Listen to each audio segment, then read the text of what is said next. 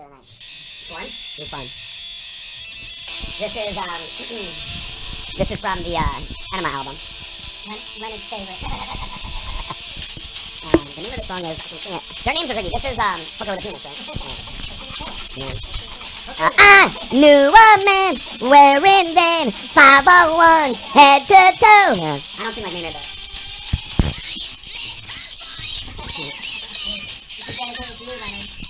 You like Tool? I never heard of her. Really? No, he likes hookers with penis. That's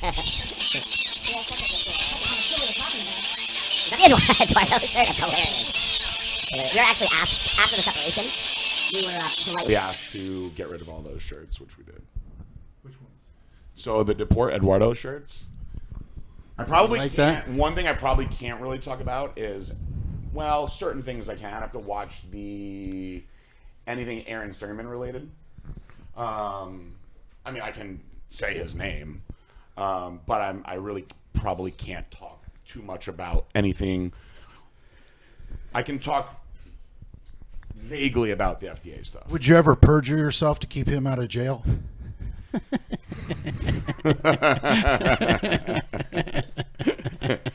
Stuff like that I probably can't talk about. I can vaguely talk if any of that comes up. But That's about the worst question I could ask. I actually have to go to court Tuesday for that. So, again. Yeah, that's a long fucking process. Very long. They're actually going to request the mediation Tuesday is to request a continuance.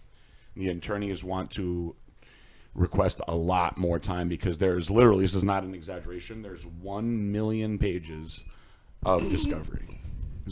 It's actually 1 million pages. Yeah, they want a continuance to keep padding their fucking pockets. Well, they had almost 3 years to build their side, and we've only, well, if we go to trial in January, we would only have 6 months.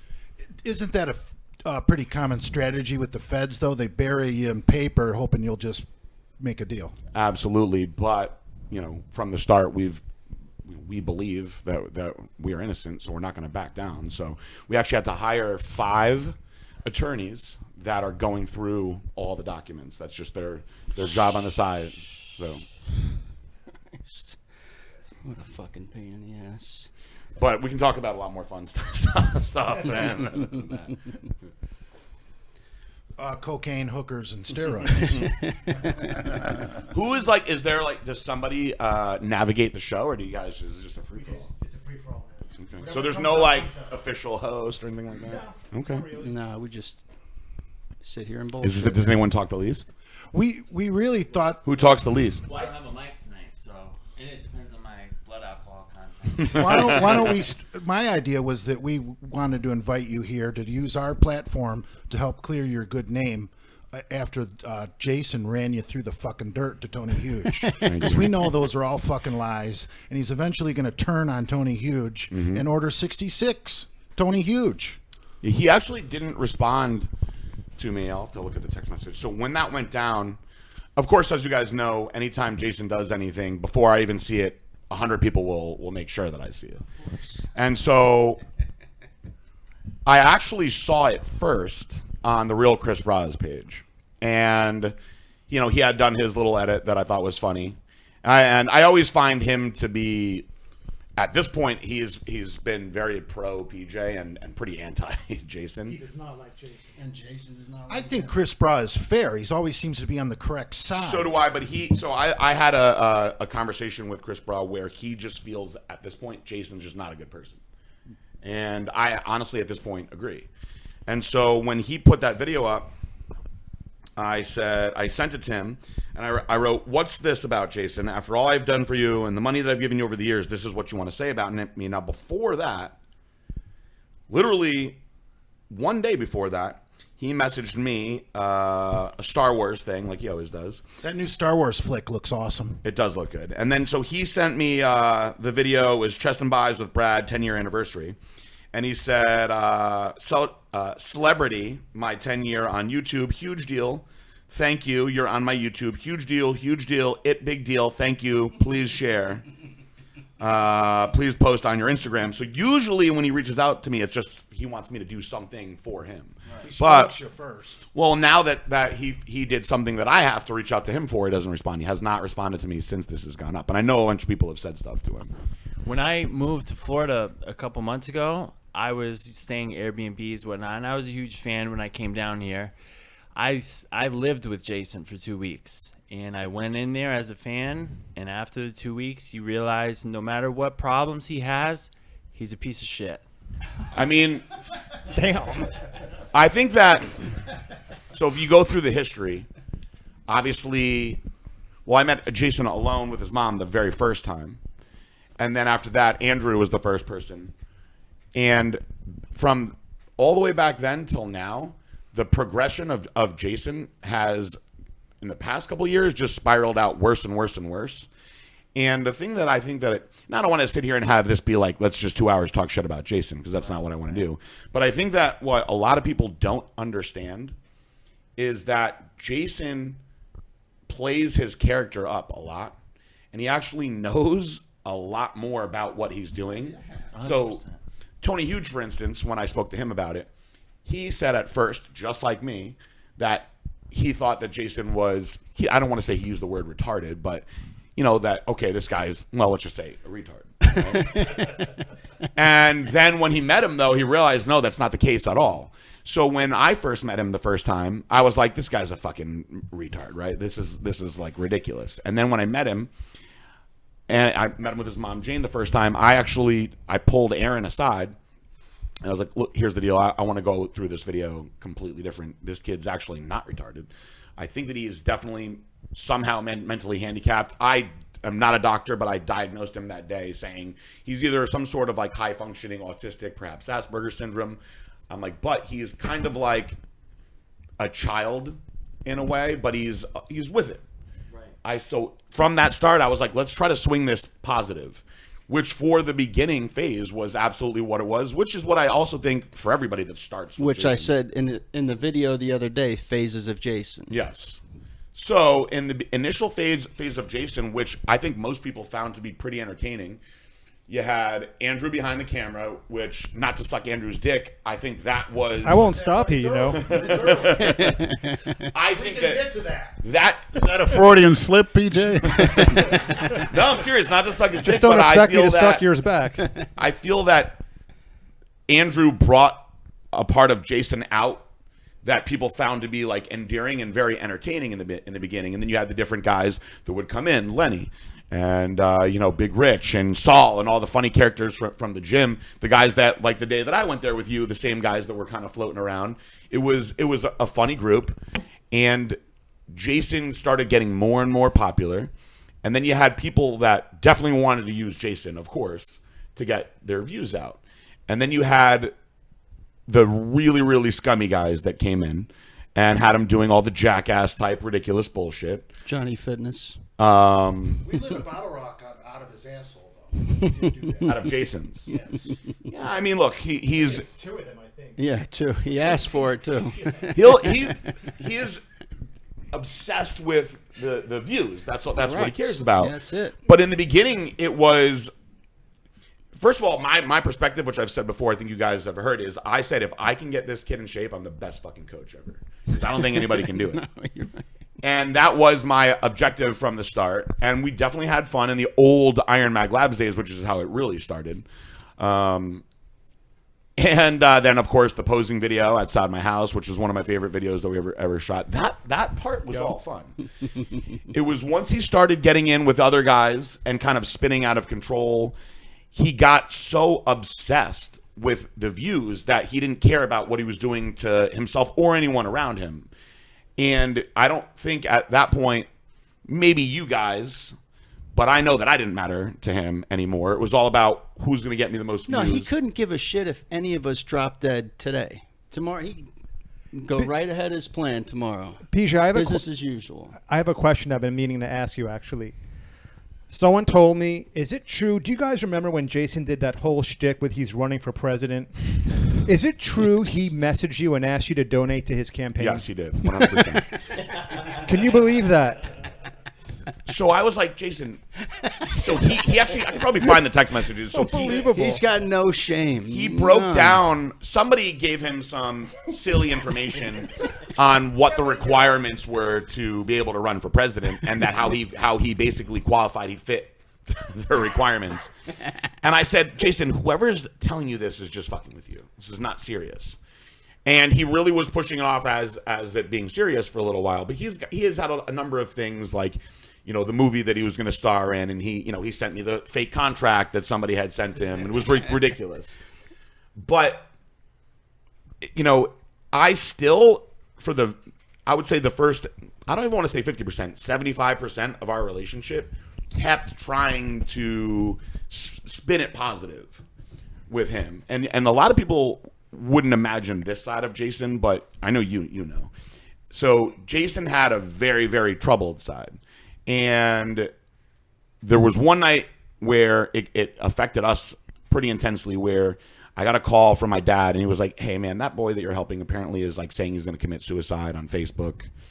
And so I saw the Facebook post. I called him. Now this is when I lived in the old house where we did the posing Right. videos. This is like got to be at least 4 years ago. This is when you cut ties with them because of that. Yes. Yeah. So I was like, please take that off right now, because you're causing me to get calls from accounts now. And I said, look, you know you're not going to kill yourself. You can't put stuff like that out on the internet, because number one, you have one side where people are going to take it seriously and want to rush to help you. Then you have another side where That'll people, tell you to do it. yeah, then you have the other side where people are going to be against you, and a number of bad things are going to happen. So that night, he actually broke down and just started crying. And I wasn't even married yet. That's how far this is going back. And my ex-wife was like, why are you talking to this boy crying on the phone? And I was like, look, I feel bad for the kid. He's just can't keep it together.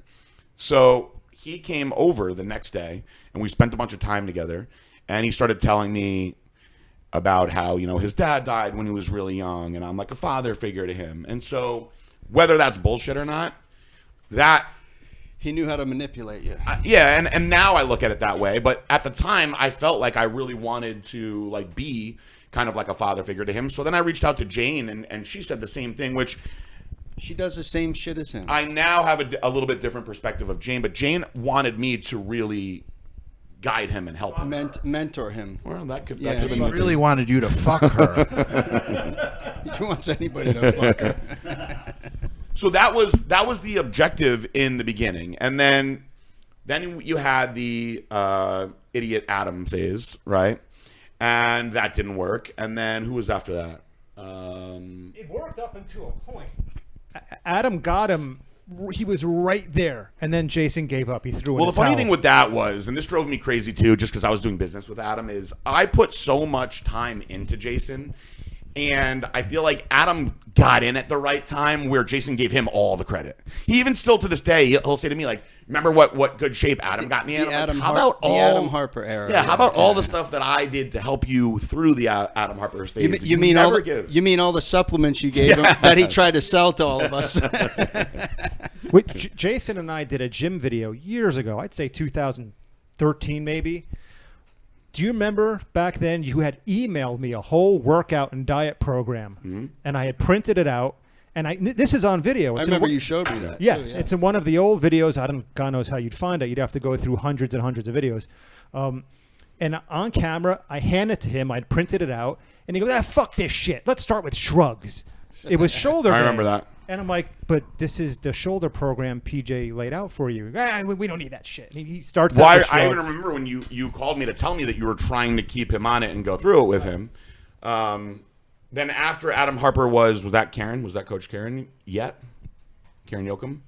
No, this is before Coach Karen. Okay, so this is still way, way back then, which at this point, though, it was still pretty positive. But, you know, we had people all the time writing me at this point, please stop giving him stuff. There were people that got really mad because I think there was a lot of people that kind of looked at it as like, why is this guy getting all this when he's not trying, when there's a lot of up-and-coming people that would try really Correct. hard? Did you see resentment from your employees? Yes, and it took me a little while to get that because I was like, again, still. So what I think is also funny, this we'll circle back to this a few times, is that my main thing that I cared about the most is I truly felt like if I could get him in shape, it would have been the most monumental thing, because I don't believe that anyone could really get Jason to look the right way unless they literally were with him 24 hours a day. We've been saying that for Like years. I had said, I told people I would have to move him into my house, which I'm not willing to do, and just control literally everything he does. Because people would send me videos of him at like McDonald's or just going off his plan all the time. So I knew that he was not doing any of that. So I knew that I had kind of washed my hands of the whole situation, but I still had the soft spot for him because at the time I still did think he was a good kid. You're in phase 2. So at that point, that was when he would still come around for stuff all the time. And there was a strange phase where I was still in the old building, where he was, I don't know if he switched his medication or something, or if he was just not taking his medication, but he had a lot of bad episodes at that point. And there was a day where my mom called me panicking. My mom used to come to the office a lot. We used to hang out in shipping back then.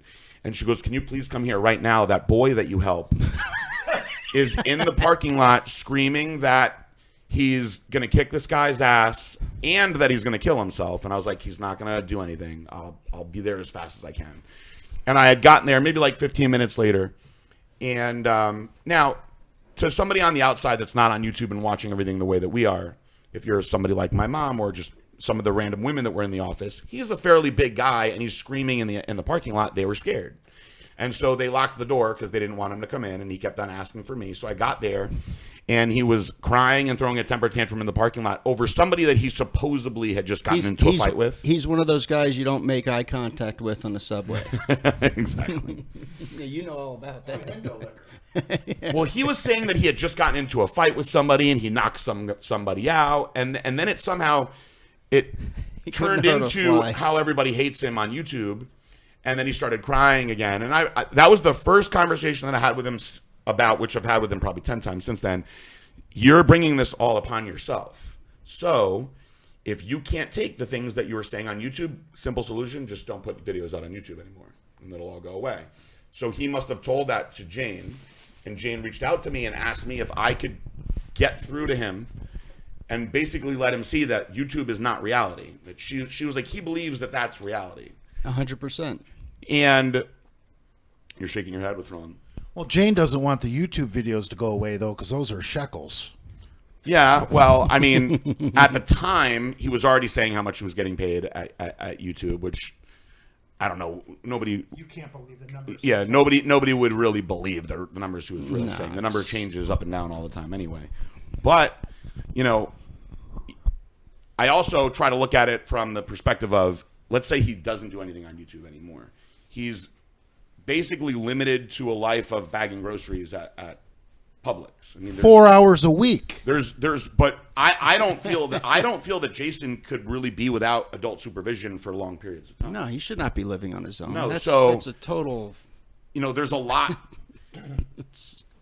on the outside looking in. If you are somebody that does care about Jason even a little bit, I think that you're going to kind of be like worried about, at least back then, about what is this kid going to do to either get arrested, harm himself, maybe harm somebody else, you know, unintentionally, but you don't know because he goes through so many crazy ups and downs. Now, I was still not cutting him off at that point, but after that is when it turned into literally him just showing up for shit, basically. Like, hey, Jason's here again. And they had this the shipping department had this funny thing basically where they were like, we're giving you a month's worth of products, and you're not allowed to come back and ask for anything. And Chelsea was actually writing the dates down. So he would show up and he'd be like, it's been like 3 months. And she'd be like, no, it's been 2 weeks. Here's the date of the last time that you were here. That's because he was able to sell all that shit. So we were asking him, I was like, you must be selling this stuff. And to this day, he would never admit that he was selling anything. But I was still giving him stuff just because I thought it was completely honest. I found You're it still putting it on the street, and that's good marketing. Yeah, it was getting out there somewhere. He tried to sell me shit every time he re-upped. Who was actually buying stuff from him, though? I have no idea.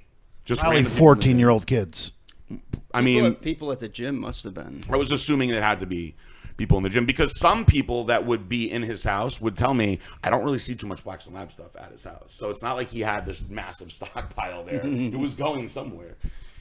And we didn't cut him off, though, until the Rich Piana thing. Then we had no choice after that because The Rich Piana slap or the one where he said no, the slap. I was mad at Rich Piana for the slap. So, but I didn't know that there was discussions beforehand. Yeah, we all were at first until we found out everything. Correct. Yeah. She deserved to get punched, not slapped. But you're talking about when he said he got what he deserved when he died. So this is not an exaggeration in any way. When he put the "I'm glad Rich Piana died" out, within a matter of one business day, we lost about 10 accounts that called my dad, who's in charge of sales, and said, honestly, like, we've been putting up with your guys' craziness on social media for a while, but I think you guys know, but to the outside who's maybe just a fan of Jason or the Delray Misfits and don't realize how influential Rich Piana was. I mean, when he died, it was on TMZ. It was that big of news. When he died, there was a lot of very, very upset people, and especially the West Coast accounts where he was a really big deal, wanted no business with us anymore because they felt that we were supporting Jason Genova, and that was a major, major issue. So my dad said to me, look, I know that you've been trying to help this kid, and you're oftentimes too nice for your own good, but now how nice you're being is fucking everybody else here over. So you have to think about the 30 some odd people here who are counting on you for a paycheck every week to make good decisions for this company. We're losing accounts now today. I've had people literally call me and say they won't do business with Blackstone Labs ever again because it's a shame how Jason Genova is on social media, and they actually thought it was just disgusting that we were supporting that. So I was explaining to my dad, I'm like, he doesn't know what he's saying. And he goes, whether he does or doesn't, it's just honestly at this point, why are you even doing it at all? So he goes, you want to help him on the side. Give him the product still on the side. You cannot be associated with him anymore on social media. And the head of my videography team, who you've met before, he was so distraught. Is that Trevor? Eric. Trevor was the other video guy. Is he still with you, Trevor? Trevor is not currently with us anymore, but he can come back. Yeah. So Eric had to shut off the comments, which we don't want to do that. He actually had to disable the comments on YouTube because they were so vicious in how much they hated Genova and hated everything that we were doing. And to the outsiders looking in, it just looked so bad on our YouTube. So we had to disable the comments. And he was like, look, I don't know how long it's going to take for this to go away, but something has to be done to fix this. So I called him and I was like, look, honestly, leave me no choice now. And I don't know why you would ever say something that horrible. And he was like, I take it back. I take it back already. It doesn't matter. It's already out there. That's you it. can't do stuff like that. And then he wonders why no one will collab with him, or he's basically become a pariah that no one wants anything to do with. And why, after he claims to have been on YouTube longer than anyone else, but he still can't even break 50,000 subs. No, but he was like, well, I really didn't mean it.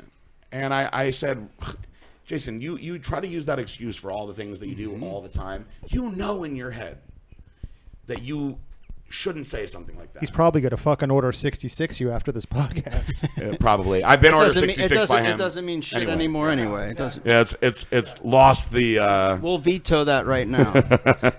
May I say something real quick? As a former fan of Jason, though, he did bring some positivity towards you because I learned about you through him, and it's like, wow, look how nice this guy is, who owns this supplement company, who does no obligation to deal with this kid and is going out of his way and stuff.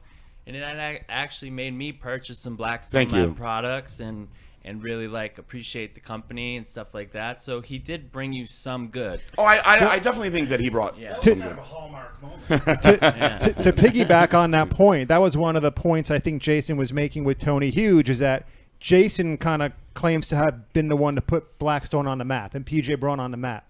What's your response to that? So that was the thing that I. Leonard's laughing. No, listen. That's. He might have brought attention to PJ, but if it wasn't for PJ and the quality of his supplements and stuff, it wouldn't have mattered. Sound like Dale trying to get a sponsorship. Well, this is something that I've explained to people before. So, bringing attention, whether it's positive or negative, there are certain people that can certainly bring attention, and Jason brought a lot of attention. In the beginning, there was a lot of people that would write me and say, I think it's really great what you're doing with Jason. It's really awesome. I think you're a stand-up guy. I like to see that. Because they don't know him. Well, I mean, on the outside looking in, people kind of looked at it as, first of all, I don't think most people even realized how old Jason is. I think a lot of people thought I was helping this kid. Right.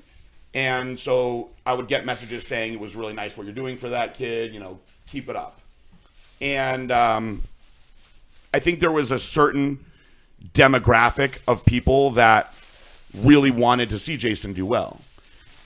And there was certainly people that didn't like him in the beginning, but I think it was for the most part pretty overwhelmingly positive. At the end, though, it was completely flopped the other way, where I would say it was probably 20% positive, 80% negative. That's how it is now on his channel. And everywhere I go now, literally everywhere I go in the world, it's always the same kind of assholey little punk that'll have the same like wise ass smile that'll like be lingering around, and in my head I'll be like, this is a Genovo fan, right? That'll kind of like out of the side of his mouth be like, trooper. Where's Jason? Everywhere. It's happened to me in Switzerland, Australia, England, Germany, Mexico. And I always joking around, I'm like, I didn't bring him on this trip, and then they'll laugh and then they'll leave because that's all they want to say. So we know we're never going to escape it ever. It's going to be something that lives on forever, and I'm okay with that because there were a lot of fun times in the beginning, and there was a lot of positivity in the beginning. It just now we can't even escape. There's like a core group of trolls that they harass everyone that's associated with it. And so to the newer people they are relentless. They are. It's ridiculous. So we'll have newer people come in, and this is where it gets frustrating, where we'll have newer people come in, whether it's accounts or new athletes, that'll be like, who are these people like that have piss in their name or anything Star Wars related? And I'm like, I probably should have warned you about that are just messaging me nonstop and writing on my stuff. And I'm like, look, just if you ignore it, it'll go away, which now is probably not going to happen for the people that are listening to this. There's probably a group of those people that listen to everything that you guys say for more material. But there are still a lot of people, like after this last fiasco, I'll call it, that reached out to me and they were like, man, this kid never stops with the negativity. That just still watch from the old positive days. I will say, though, this is a fact. His coupon code never did shit. It never did anything impressive, ever. And we left it up for a long, long time. What about Dale's coupon code? So Dale, in the beginning... Jesus Christ. So Dale, in the beginning... Good transition, Jay. Nice. Well, if you want to talk about Dale, so Dale was the first exception. Of all people to get an exception to the way that we do things with our athletes... The number one rule that still applies for the Legion is well, that helps, but you must have a public profile though. That's the thing. So how can you represent a company if A, you're not competing, but B, you're not even public on social media? So nobody could even know the company that you work for. So I said to him, I go, hey, you know that one of the main rules here, I said, I'm not going to give you a hard time if you don't win your shows as long as you're trying hard, but you have a private profile. And he said that he was getting harassed so bad by the Genova trolls that he had to turn his page private. And if it was okay, if he could keep his page private. And I said, you know what? It's fine. You're a nice guy. I'll keep sending you stuff. I guess just try to spread the word to the people in the gym. And so that was the first exception because it even says that right on the website. Still to this day, you must have a public profile to be a part of Blackstone Labs. So he got a special privilege, an extra privilege was an exception to the rule. See what third place gets you, bully? So the Ruby this year, if you get third, hey, anything's possible. We also got to factor in people in North Carolina don't know how to use computers. They just started wearing shoes last year, I heard. Brad, I'm already shrimp backing out of the Ruby. 'Cause I entered a bench press contest last night to get out of the Ruby. Where's the bench press contest? Boynton Barbell Club, September 7th. What's the date of the Ruby? 2 weeks later. Oh, it's 2 weeks later. I mean, you could always eat a couple big cheat meals and diet yourself down for the bench press contest, hit it, then go back to your diet. or just do it the Kevin Levrone way: test, trend, and Anadrol all the way through.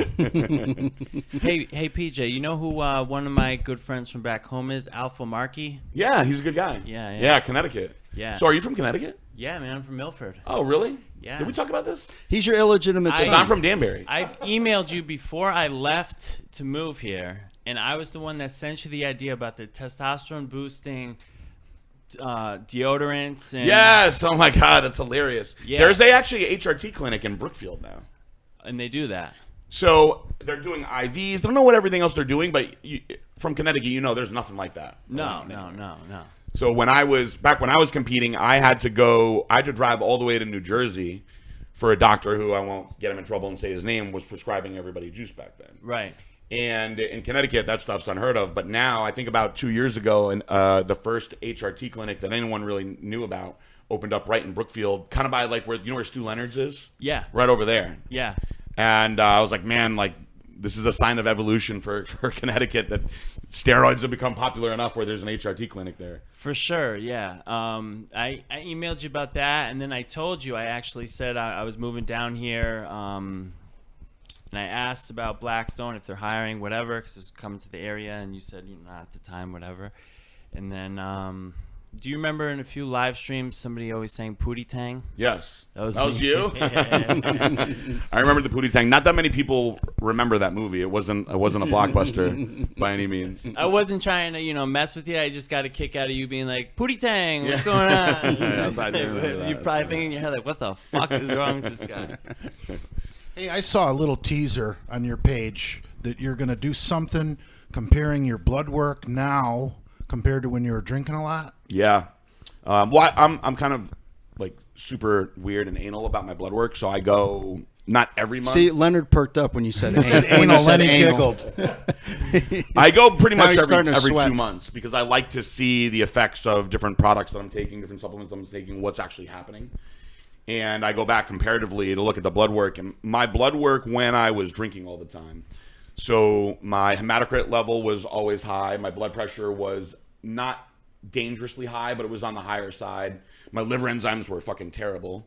Excuse my language. And Excuse your language. yes, I've been saying Don't excuse it. my language after I No, swear. no, no. Now, were you drinking like vodka rocks? Were you a low-calorie drinker? Just straight vodka, yeah. Okay, so Just you were no, low- no ice. I like to neat. Vodka neat? Yeah. That's fucking hardcore. I just towards the end. Jay's getting a hard on over No, there. Yeah, towards the end, my first hour of getting out of work, I would put a liter of vodka down in my first hour.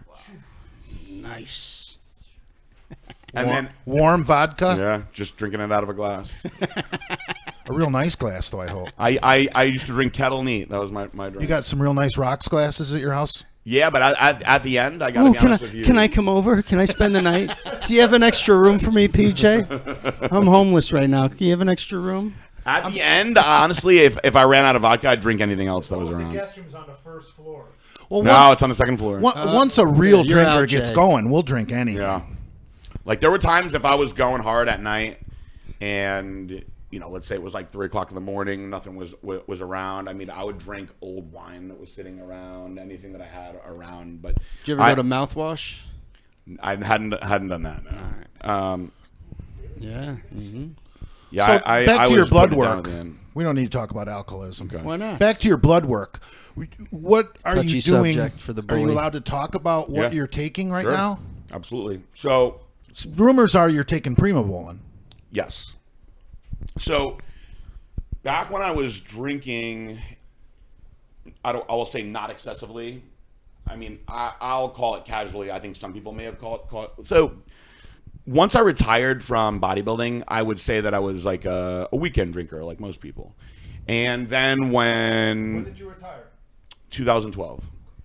So now, when I was competing, I very rarely drank. Maybe if I was off season, we'll say I maybe drank like 5-6 times a year. And it was always I obviously. understand you used a lot of GHB back in the day. Yeah, used to love GHB. I've actually been on stage on GHB. I found You that guys have something in common. I Leonard- found Leonard that likes it. the But if Leonard any of you likes guys the have a good Molly. hookup, let me know. It's very hard to find actual quality GHB around here. There's a lot of GBL that floats around, but no good salty quality GHB. I used to, when I was out in in LA, all the gay guys have it. It's We're very, getting off. very easy. We're getting off topic here. Uh-oh. I wanted to talk about blood work Back while to the you're blood on work. gear. Sorry, you piqued my interest. Blood work. Well, yeah, we started going gay, and you were right in on it. GHB, roofies. No, it's Listen, those gay guys took good Rufus. care of me with that out there. Rufus. So, how's your blood work is good on gear? Yeah, my blood work's phenomenal. I'll give you an example. So when I was, What are you taking? Test and Primo. No, I'll break it down. When I was Okay. drinking all the time, I was running basically just HRT tests, just 200 mgs a week. And honestly, when I was like heavily drinking, I would forget to do shots, all kinds of stuff. So at that stage, my liver enzymes were constantly elevated. My hematocrit, my blood pressure was always high, and I was doing glutathione through an IV at least twice a month, which is pretty aggressive. You can go up to once a week, which when I was at the end, I was like, in my head, at least I was smart enough to be like, at least try to save my liver. And so I was doing the glutathione, but I was so toxic that the days that I would do the glutathione, I would wake up in my bed pouring with sweat and shaking because it's pulling the toxins out so hard. So now that I am not drinking anymore, so I haven't drank in over a year and a half. Oh, good. I actually ran a cycle. So I ran a cycle last year when I was trying to get a cover for muscular development, which Steve Blackman didn't even respond to my email on. Is that the guy that Palumbo makes fun of? Yes. Steve Blackman. Yeah. He's got the puppet, right? Yeah, the Blackman puppet. Yes, I think many people have felt like pretty disrespected by Steve Blackman anymore. It's part of the reason why I don't advertise with them anymore. So I dieted down as if I was going to do a show. I'm nowhere near as big as I was when I was competing, and towards the end, so the last month, I used 20 milligrams of halotestin added in, which on the internet will tell you that halotestin is extremely liver toxic, right? I was also doing 50 milligrams of Winstrol tabs a day also. I was doing them sublingual, which are a little easier on the system. And another compound that's pretty liver toxic. So my blood work, and I saved that blood work, my liver enzymes were in range. My hematocrit was in range, and it was honestly one of the better blood works that I've ever had. On halotestin and Winnie, were your joints sore? Yes. But for the people that think that halotestin wrecks your liver, and that so does Winstrol, the alcohol was producing way, way, way worse blood work than that. Now, I'm not saying that everybody should go out and juice their brains out, but I will tell you this. I strongly believe if you're going to pick the lesser of the two evils, if you follow a balanced diet and you take gear, you're going to be a lot easier on your system than if you're drinking heavily. Absolutely. Now, if you're doing both, then your brains out. Drinking on oral steroids is suicide. Very aggressive. Yeah. Say it again, Leonard. Juice your brains out and G your brains out. And get your ass reamed out. So what's it with the gay connection, Peach? I don't get that. With the gay connection? Yeah, why are they so into that? With the GHB? Right. Because it relaxes you so much, so it's easier for them to have sex because it loosens your butthole up a lot. When you're Poppers do the same thing, don't they? Amyl nitrate You know why, poppers. What makes you more inclined to do it, I would say that. It's just, if That's you what think got you. it- That's what it- got you sucking tranny cock. What do you? Well, that's different. That's a girl. You agree? No. What are your thoughts on that? If you blow a tranny, are you homosexual? if You look at her face. if a penis is in your mouth, then yes, sure. If you're looking at her face, Thank you. I mean, admit it. You've seen some hot down here. You can't tell the difference. And some of the hottest looking girls, You can tell the I difference found when are they take their transsexual. pants off. All right, do you Leonard. think- A little bit of skin. what is your perspective little of bit of skin? so he says. stupid. if he does not do anything to the penis, but he fucks the tranny in the ass? Is that a far lesser of the two evils? Yes. If he never sees the penis, Well- if it's like taped up. I think a blowjob, if they keep their pants on, is a victimless crime.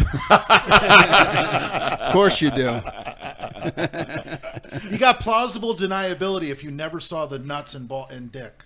Some of these post-op trannies you would never know. They look like beautiful. What's the point of a post-op? Just get a girl. Well, I guess I suppose that is. Yeah, by the estrogen level. I mean, they've taken estrogen. Their skin's soft. Their voice is soft. Have you in your searches on Pornhub ever come across Chanel Santini? No, but I'll check her You out. should check her out. So I got local. So I told Need this some story. Italian trannies. How much to have her shit on my chest? Check out Chanel Santini. I'll tell you a quick funny story. So I'm gonna ruin this girl. no, everyone's gonna go find her after this. So I'm on Pornhub one morning, and I often go into I like Spanish girls. So I'm in like one of the Latina sections, and I see this girl's face, super fucking hot. And so I start watching the scene. She's making out with the guy. She's getting all into it. I'm fucking getting into it. And the camera goes down, and she's got a fucking dick. And I'm like, no way. Shortly after that. He nutted right away. I was so blown away because I was like, no way. You're not going to get me like that. So I started searching this girl because her name wasn't in the scene, trying to find her, right? So I'm typing in like pretty tranny, like hot tranny, hot shemale, all these things, and I get a virus on my computer. So my computer's completely frozen, and I'm sitting there like, no fucking way. And I'm like, I thought Macs couldn't get viruses, so I call one of my tech guys, and I go, Hurry up before my wife sees this. So I call him and I go, hey, I thought Macs can't get viruses, and he said it's very, very difficult, and he gave me some tech-related term that can happen. He goes, or if you're just watching a bunch of fucked up porn. And I go, all right, cool. I get off the phone with him. So I'm in a spot where I can either take this thing to Apple, where we go all the time, and we have a business account there, so they're going to think that I'm a fucking scumbag. Or I can bring it to my tech guy, and I can have one guy in the office that I see every day is going to think that I'm pretty weird. So I was like, you know what? Female porn, yeah. That's the less of the two evils. So I'm trying to, it's frozen, so I can't clear the history, nothing. And the history, there's like 30 things that's all like shemale this, tranny this, yeah. So I bring it in, I don't say anything to anybody, and I give him the computer. And so like an hour later, he's like, hey man, your computer's fixed. And I'm like, cool. So I walk into his office, and it's just sitting there on his desk, and I got it. And I was like, did you have to go into the history? And he just put his hands up like this, and he goes, don't worry about it. He goes, I've seen it all at this point. And I kind of just put my head down and went out. And so later on, I was just trying to tell him the story. And he goes, he's like, it's cool, man. It's cool. I don't need to know. But so then I told everybody else about it. And the same thing at first, they were shocked. So Chanel Santini, that's who duped me. Now that I know that Chanel Santini has a penis, I don't know, maybe it changed my perspective of trannies now. Oh. Brad's soon to follow. He's right there. Not a chance. All the maniacs are going to be pissed when they all get computer viruses. You never now. licked an ass until a couple months ago, so You're right. Don't say never. And you've never drank coffee. So now you got to drink some. How's Probably that? has a Instagram. Let's see. No. PJ, what's your thoughts on licking ass? So somebody asked me this in my. Somebody asked me this. I'm seeing if I can pull up Chanel Santini. Here we go. Don't dodge the analingus question. This is the one. This is her. Now you would, looking at that, you would just think that's just your normal. PJ showing Lenny some tranny porn. Yeah. Everybody's So very interested. That has a penis. Wow. Yeah. She's got a wolf tattoo. What was the question? Looking ass. So we had this. This question came up in my Q&A the other day, and so this is the way that I answered is, when you're younger, you will eat pussy for 45 minutes. You'll eat ass for a half an hour. You'll get all the way in there, and you'll go all out. But once you get to be around 40 and like you got a bunch of shit going on in your life, it's like you kiss for a second and then you fuck, and you're trying to get the job accomplished in 7 minutes if you can, then get back to doing whatever you're doing. And so I encourage people to, by all means, go down on your partners, eat the ass. It's a fun time. But I don't want to. My girlfriend's going to be like, oh, why don't I get my ass licked now? It's just not something that's like a mainstay in my life these days. Though I have absolutely licked my girlfriend's ass though, and it's very sweet, like a peach actually. Compare it to something. Once you get some G in you. You got something you want to say? Anyone? Yeah. Did you ever used to party in downtown New Haven? Of course. Gotham? Uh-huh. I forget some of the other places. This is when I was underage, probably. Did you ever go? So in Danbury, I bounced at a club called Club 11, and that place was fucking nuts. It was like, and people would say all the time, they would come in from out of town to Danbury, Connecticut, of all places, and be like, dude, what is up with this insane place that you work at? They used to film like bootleg Girls Gone Wild in there all the time. There would be crazy gang fights in there all the time. I worked there when I was like 25 years old, and I've seen some of the craziest things in my life there. I walked in the bathroom and saw a girl that was probably like 18, 19 years old getting double teamed in one of the stalls by two big juiced out guys. And I was like, man, this is like some dude's daughter that's like in here getting wrecked right now. I mean, I saw all kinds of crazy things go down in that place. But downtown New Haven, yeah. Yeah, downtown New Haven was good. Also, New Haven has the best pizza. Like, people always talk about Pepe's, what's Sally's. better, you know, Chicago, New York. New Haven pizza, I like Sally's more than Pepe's, but Pepe's is amazing too. Right. New Haven pizza is absolutely insanely good. I forget which other ones were popular at the Modern. time. I know Gotham, well, for the clubs. Gotham was, so you had, Our Bar. Norwalk had very good clubs too. I lived in Milford, and I was like 17 at the time, so we would just go to New Haven. Did you ever go to the Gold Club? In Hartford? No. Very good strip club. Yeah. You used to drive up there all the time. New Haven, I went to New Haven 3 times a week because that's where I was training with Evan Centopani when I was coming up as a bodybuilder, and that was his home gym. Where? It used to be called Montanari Brothers Gym. It's still Montanari Brothers, but I believe it's a powerhouse now. Okay. Awesome gym. It's been around since like 1980. Yeah, I was asking because I caught my ex-girlfriend blowing a guy in the bathroom At Gotham? named PJ at Gotham, and Definitely I was wasn't thinking me. it was you. No, I love that. no, I'm only joking. I'm trying to think of what else was good as far as the clubs, and we're forgetting another big one. They changed the names so much. That's why. I mean, I know there was Gotham, there was Our Bar. I think they changed Gotham to Empire. There's one more that we're Was it in the same state when Jersey Shore was very popular and they would play it on the screen at the club? Yep. Yeah, around that time. Yeah, that was the worst because people used to mistake me for Ronnie all the time, and I was like, I'm getting the Ronnie from the Jersey Ronnie, Shore. yeah, The Ronnie worst person to Coleman, be you mistaken. fucking imbecile. Yeah. Jesus Christ. So, Lenny and PJ, I want to get your opinion on something that was in the news this week. I'll just read the article I printed out. Transgender weightlifter Laurel Hubbard's gold medal winning performance at the Pacific Games continues to reverberate long after the event, with a New Zealand women's group demanding sports authorities put a stop to unfair competition. Hubbard, who competed for New Zealand in men's weightlifting before her transition in her 30s, won 2 golds and a silver in 3 of the women's heavyweight categories at the Games in Samoa earlier this month. She topped the podium ahead of Samoan runner-up and Commonwealth Games champion, I'm not even going to try to pronounce that, triggering outrage in the Pacific Island nation. With Hubbard free to compete at next year's Tokyo's Olympics, the 41-year-old has become a lightning rod for criticism of the International Olympic Committee. Basically, a man is going to compete against a woman in the Olympics. It's been approved. What are your thoughts on ridiculous.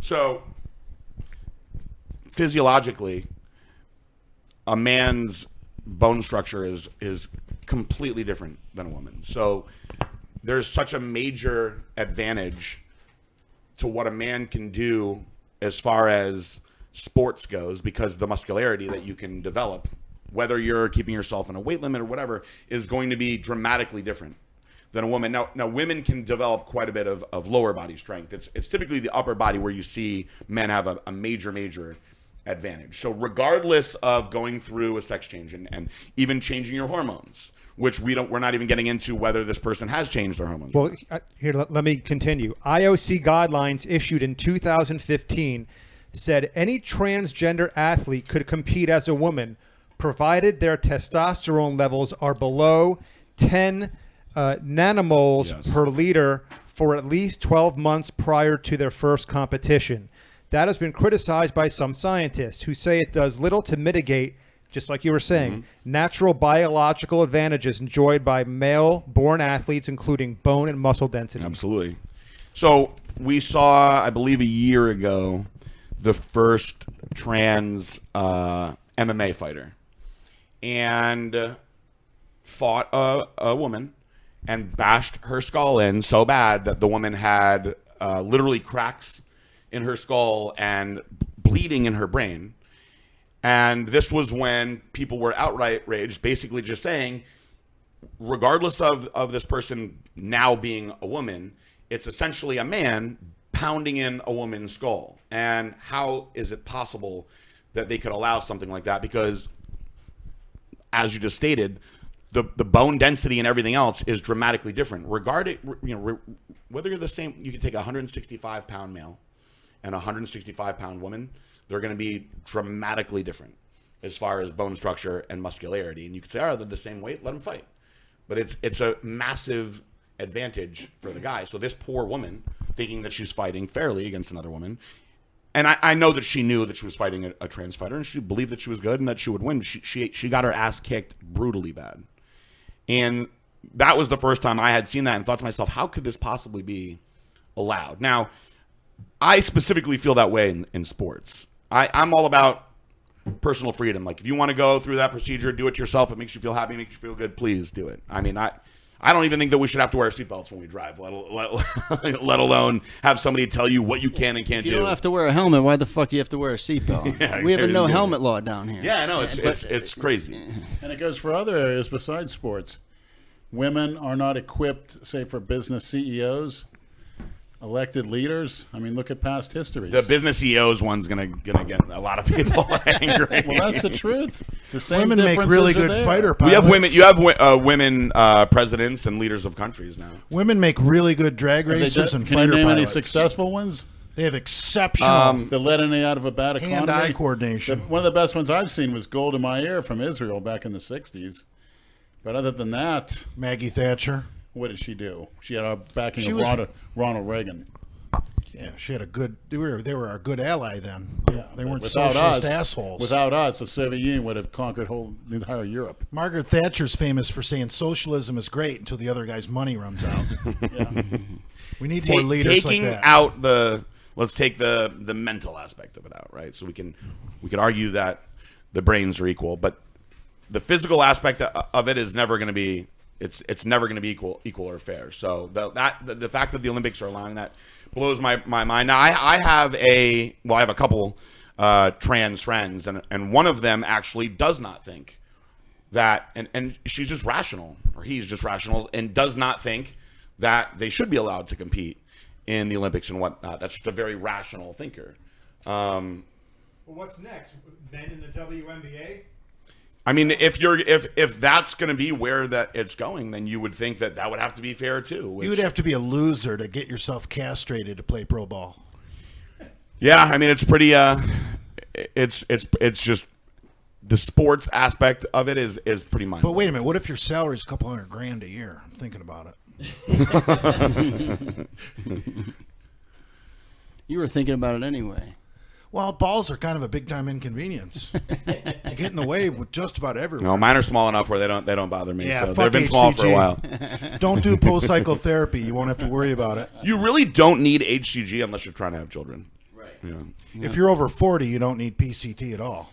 If you're over 40, you should just stay on HRT for the rest of your life. Honestly, I think that if you make the jump into anabolic steroids, and you were, let's say, 25 or older, where your natural testosterone production is done anyway, once you commit to taking steroids, and then you decide, all right, now I'm going to come off, I'm going to go through a PCT, I'm going to go back to normal, and then you're planning on going back on steroids again, there's truly no point to just not stay on an HRT dose.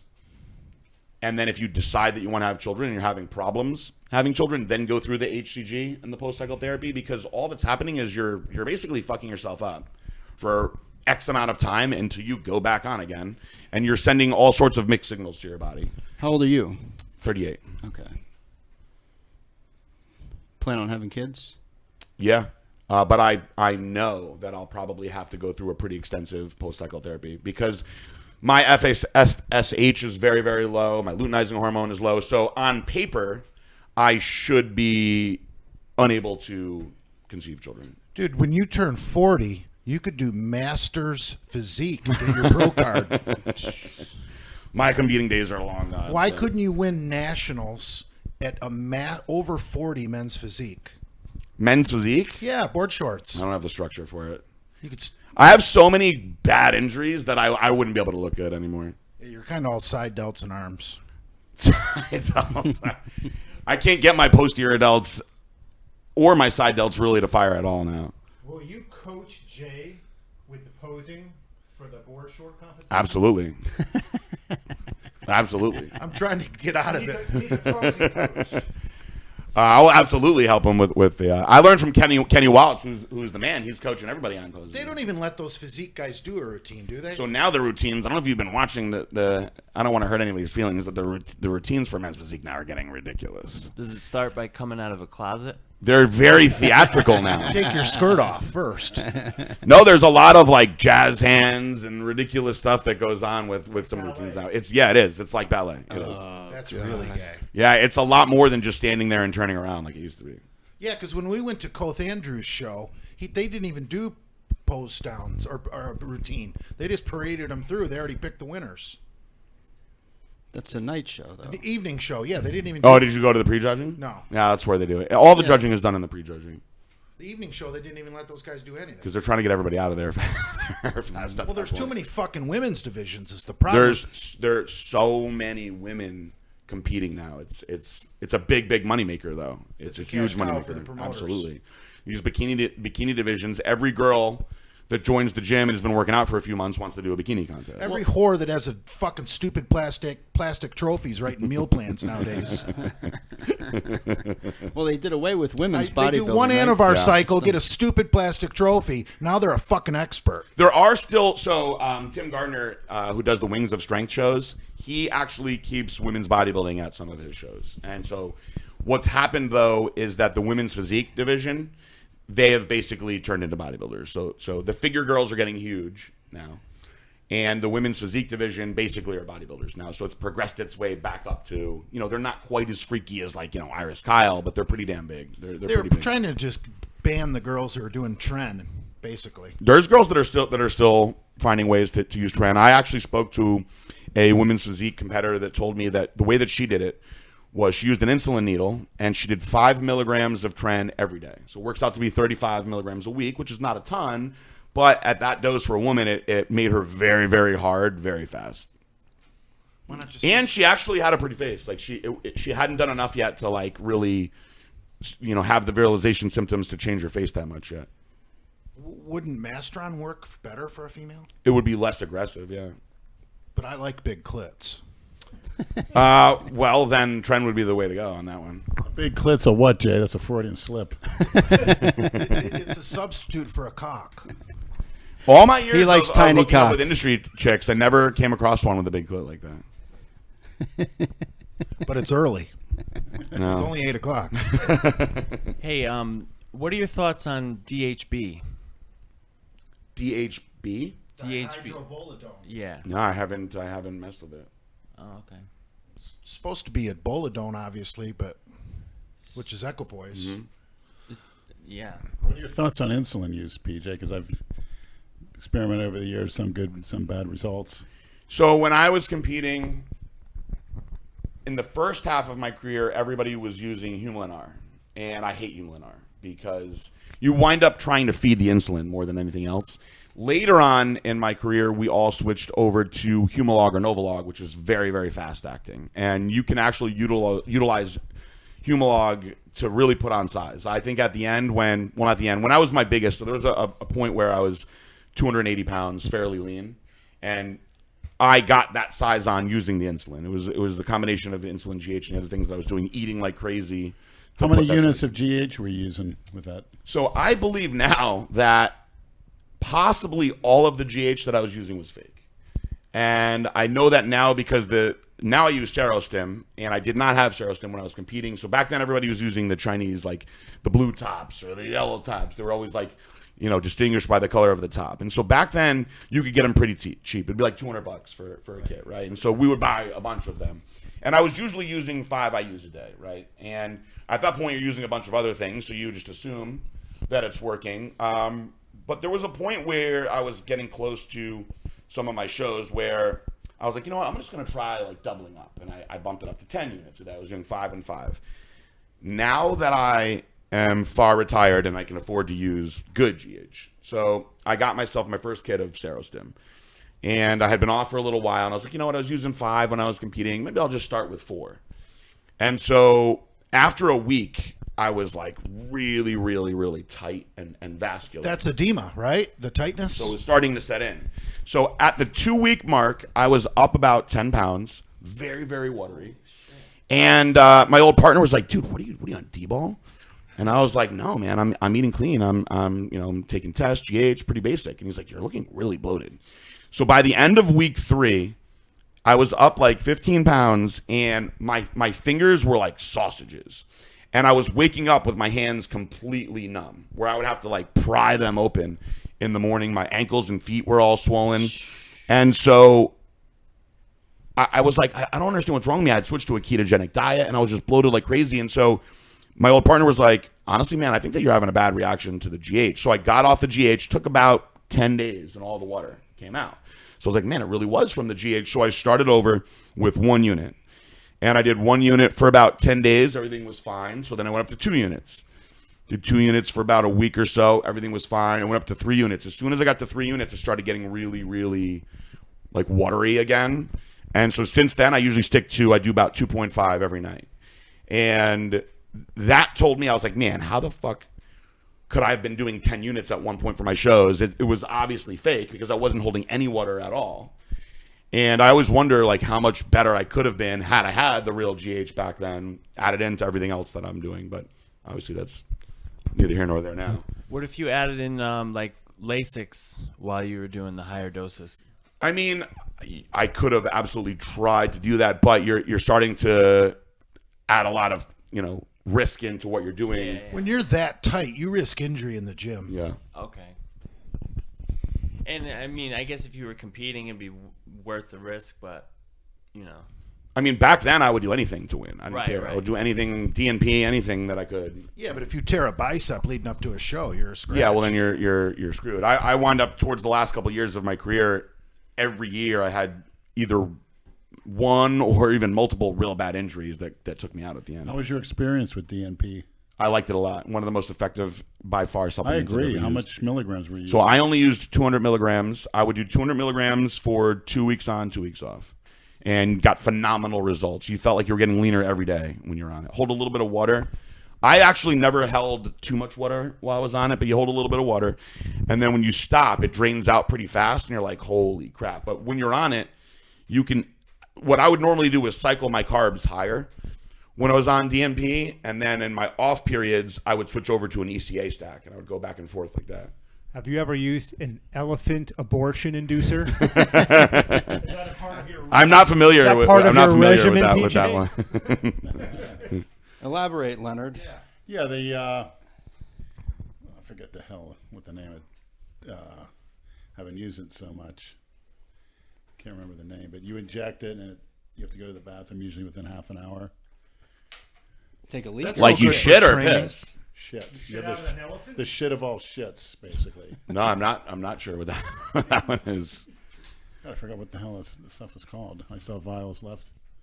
You still have vials left? Yeah. It's very Yeah, I don't know that one. Let some hooker take it, and then she can shit on you. Yeah, I actually thought of that. You turn into a fecal freak, Jay? No, It's the but I second don't. time a you little mentioned pee never wanting- hurt anybody. It's the second time you mentioned wanting to get shit on. No, I'm definitely no poo. And your product, Euphoria, you still have that on the market? Uh-huh. Yeah, it's a very popular one for us. Was that the GPLC in there? I don't remember. I remember So you the gave me main a ingredient complimentary is the beta PEA is the ingredient that makes you feel high, if you want to call it that. You tried that, Leonard? Yeah. PJ sent one over to the gym. Thank you for it. For 40 You're years. welcome. Those are incoming texts from Jason. Read those. Hope not going talk about a podcast because hope her career, be angry. Don't want going on YouTube about me or all be very angry. Won't talk, no one, cut everybody off. Hope no crap talk, make name look bad. Don't need this shit. I'm so tired of hearing about him. See, Like, he please can no say I more. wonder if he texted me. Let's see. He can say what he wants, but you can't say what you want. He's a retarded Yoda the way he speaks. No, he did not text me. The you said it's the beta PEA. Beta PEA, yeah. So does that make it because the normal version only is like very short lasting, right? So it's only gonna last depending on how so your metabolism greatly affects how fast this will work for you. So I have a fairly fast metabolism, so I only get maybe like 20 to 30 minutes out of it. And what would you describe the feeling as? So this is a funny way to describe it, and especially if you've never done ecstasy before, then I'll have to come up with a better way to describe it. But it feels like when you're first coming up, when you're about to roll really hard on ecstasy, and you kind of get that like anxiety, like tense, kind of like giddy, but almost kind of like, I don't want to say not good, but it's I know. You know what I mean? Like a little bit. It's like a little bit of a rush, like adrenaline. It feels like that. Nice. Is there some of that in this box? I don't believe so, but I can definitely. I can definitely hook you guys up. Mescaline is like that. I would like to give it another try, Peach. I appreciate it. I'll hook you guys up. So the thing with Euphoria Since is you said ecstasy. if you have any food in your stomach, it won't hit you at all. You have to have an empty stomach. So really, the best way to figure out your dosing with it is just take it in the morning on an empty stomach, because it's only going to last for like max 45 minutes, and you can go do whatever you got to do in the day. Oh, nice. But it's the dosing is so specific where, like, for me, for instance, 5 is like my sweet spot where I feel really good. If I do 6, it's like almost gives me a panic attack. And if I do 7, I'll throw up. But I've talked to people that have told me that you haven't lived until you've just done the whole bottle. And I'm like, what happens when you do the whole bottle? And they're like, it's just like rolling really hard on MDMA, which I know that I would throw up if I tried to. What's your opinion on rolling, once or twice a week in competitive bodybuilding? A lot Is of it guys were compatible? doing it. I mean, you're just risking overly dehydrating yourself and eventually causing a You think strain it on your burns heart. fat, say during a cutting cycle? It assists in that anyway? I mean, because it's a stimulant, you'll have that aspect of it because of the effect it has on your central nervous system. But I mean, it's going to dehydrate you pretty bad, and It makes you bi-curious as well. I don't think there's anything that will swing me over to the bi-curious side. That's not what we heard. There's a lot of rumors floating around that Oh, there's been rumors for years. Well, what are those pictures of you in the thong bikini? So when I was Lenny got excited. yeah, so when I was Now first, Lenny's when I was waking first up. coming up, 2003. This was my first year of competing. Early, about 20 years old. Yeah. No, I was 22. I met a guy named Ulrich who owns Muscle Gallery. And so he came up to me after my first show, and he was like, I think you have a great look. You should get into some modeling. And he's like, we pay well. And so I was like, well, I mean, what does it pay for a photo shoot? And he said $2,500, which if you think back 20 years ago, that's pretty goddamn good. Yeah. Especially for, people will use the, I'm a broke bodybuilder excuse, but I really was a broke bodybuilder. I was paying my own way through school. So it's like $2,500 just to do a photo shoot. Then they presented me that they would give me an extra $1,000 if I did full frontal, which I pussed out on. So we go to do the shoot, and honestly, it was I'll be honest with you, it was pretty awesome. So they flew me down to South Beach. Did they have fluffers? No, it was basically three. It was basically 3 guys, and none of them were doing any sort of fluffing. So they flew me down to South Beach, put me in a hotel room. I flew in. Of course he on is. a Friday night. Got into my hotel room. We started out at the gym, which was a crunch gym down there in the South Beach area. Trained, just did a normal workout. Trained, and then after that went to the beach. And that's where the famous orange thong in the ocean shot was. There's a picture I once saw, and it's either you or it looks just like you with an old lady in a bed banging a grandma. That was a really good Photoshop, yeah. Okay. That was a very good, Because that's a hilarious really Photoshop, realistic yeah. looking Nah, there's picture. some really funny ones like that Okay. floating around. So, and I think that was just my head. If I remember the one they were talking about, it's a fat granny, right? I think so. Yeah, no, that was just my head, I think. So we went to the ocean. We were there for about an hour, and I wore an orange thong. And then we went into a studio. So in the studio, they had like all this clothing, right? And they wanted It's me not to the play. one Jason has now, is it? No. So those are the red ones. So the studio, they had all these outfits. Do you still have them, Jay? We'll pay top dollar for those. The red ones? I might. Oh no, I think we let The Jason orange keep those, ones. didn't we? The red ones. We gave Jason the red Yeah. ones, yeah. They got piss stains in them. Those were originally Evan Centopani's, so there's been a few people's junk have been in those. So then I went in the studio, and it was honestly a pretty fucking easy day. But before I'd even committed to it, when he gave me the website, Johnny Jackson's on there, Mark Dugdale's on there, Chris Dim. There was all these guys that were good bodybuilders at the time. So I was like, shit, I'm going to be up there with this guy. It's like, sounds like a good deal to me. Yeah. So there was a point where during the shoot, he was like, do you feel comfortable getting totally nude? We'll pay you more. And it was him and then 2 other dudes that were very, very flamboyantly gay. And so they're like, is he going to do it? Is he going to do it? And I was like, honestly, man, I just don't feel comfortable getting naked. I'm a grower, not a shower. It's just not gonna look good. And he was like totally fine, didn't push anything on me. Aren't most at of all. these white guys growers, not showers? Absolutely. You don't really meet too many showers that are white. That's that whole 5% thing, right? 5% people have their penis hanging down below their nutsack when they're not hard. I don't think there's anything wrong with that. No, I don't either. It actually cost me a sponsorship from Universal Nutrition. That's why I don't like those guys. Because when Evan was coming up and he signed with them, I was training with them. Who? Evan Centopani. Yeah. Universal Nutrition, Animal Planet. Okay. Oh, wow. Yeah, so fuck those guys. So Evan was signed with them, and I was with him all the time, and we have a very similar look. And so, Evan was like, dude, you guys should do something with PG. We're together all the time. We could do a bunch of really cool content. And they actually liked me a lot, too. And so, Evan was like, dude, I think this is going to work out. I'm really excited about it. And then all of a sudden, it just went completely dead. And I was like, I don't understand. Like, what happened? These guys don't want to talk to me anymore. And he was the one to tell me, he goes, look, man, I'm sorry to tell you this, but, they saw the photo shoot stuff that you did. And they were like, we don't want any gay shit like that representing our brand. And I was like, well, for starters, I'm not gay.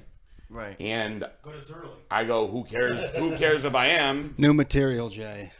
I go, there's plenty of questionable gay guys in bodybuilding. What does that have to do with anything? And he was like, they just said that it would hurt their image. And I was like, what a fucking shame. Imagine if they said that now. I know. It's a lot different world now. That's for sure. A lot different world now. Yeah.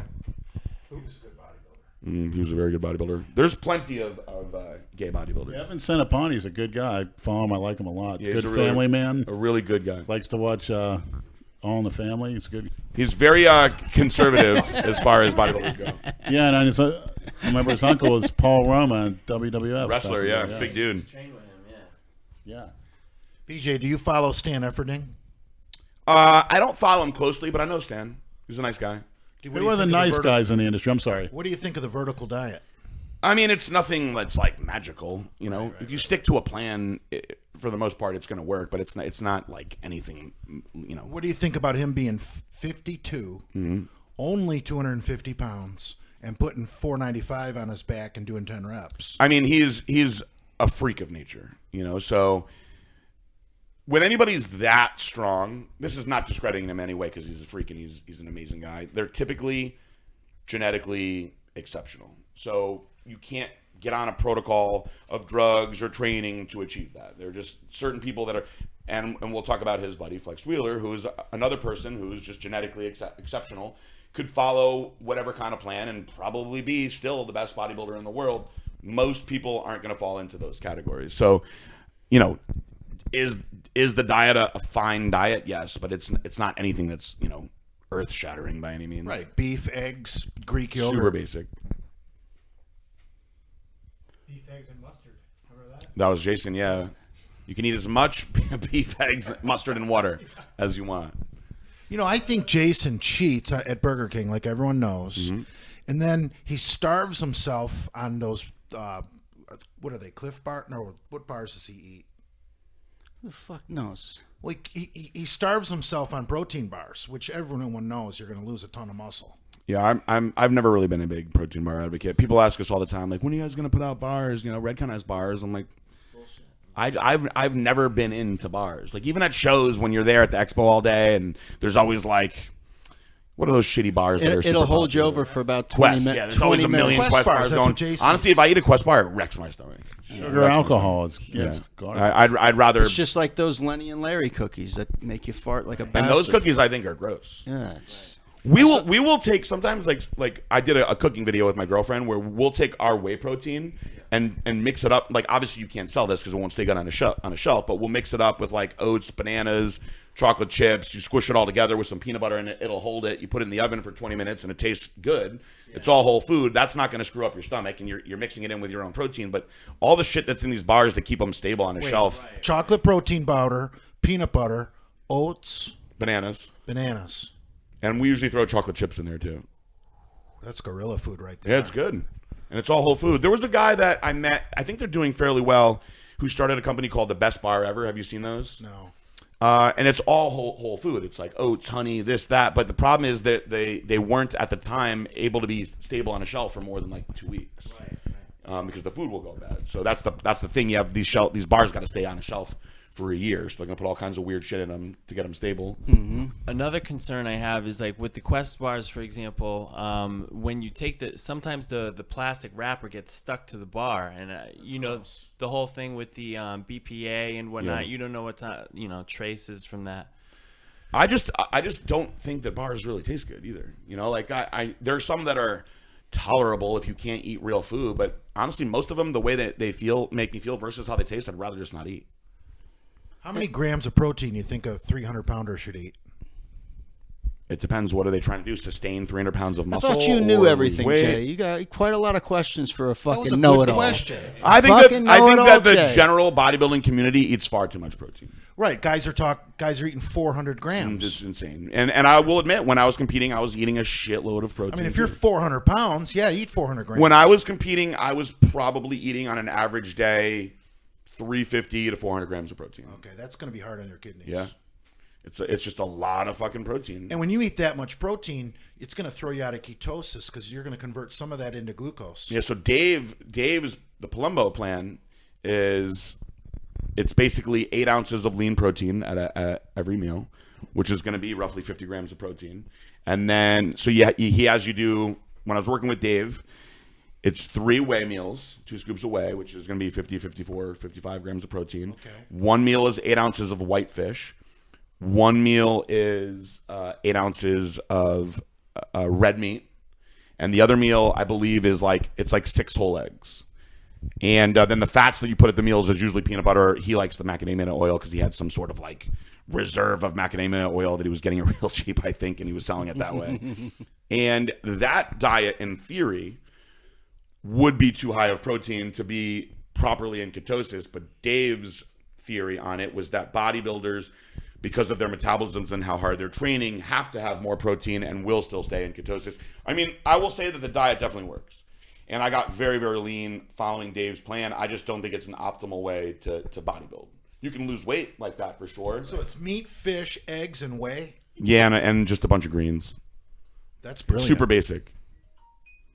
I keep it simple, stupid. I like it. Yeah, I mean, it's Dave's plan. Everybody got in shape on his plan. I just found that very few of us doing it could fill out the right after way. getting lean like that in ketosis? It's very hard because you might blow. Well, number one, you bloat very easily, and you stop producing the enzymes necessary to process the carbs the right way. So you could smooth right over. And Yeah, fuck yourself out of a trophy. I found that happened to a lot of people. And I'm not bashing Dave, by the way. I don't know if he still pushes this plan. I'm assuming that he does, but he's a big believer in keto. yeah.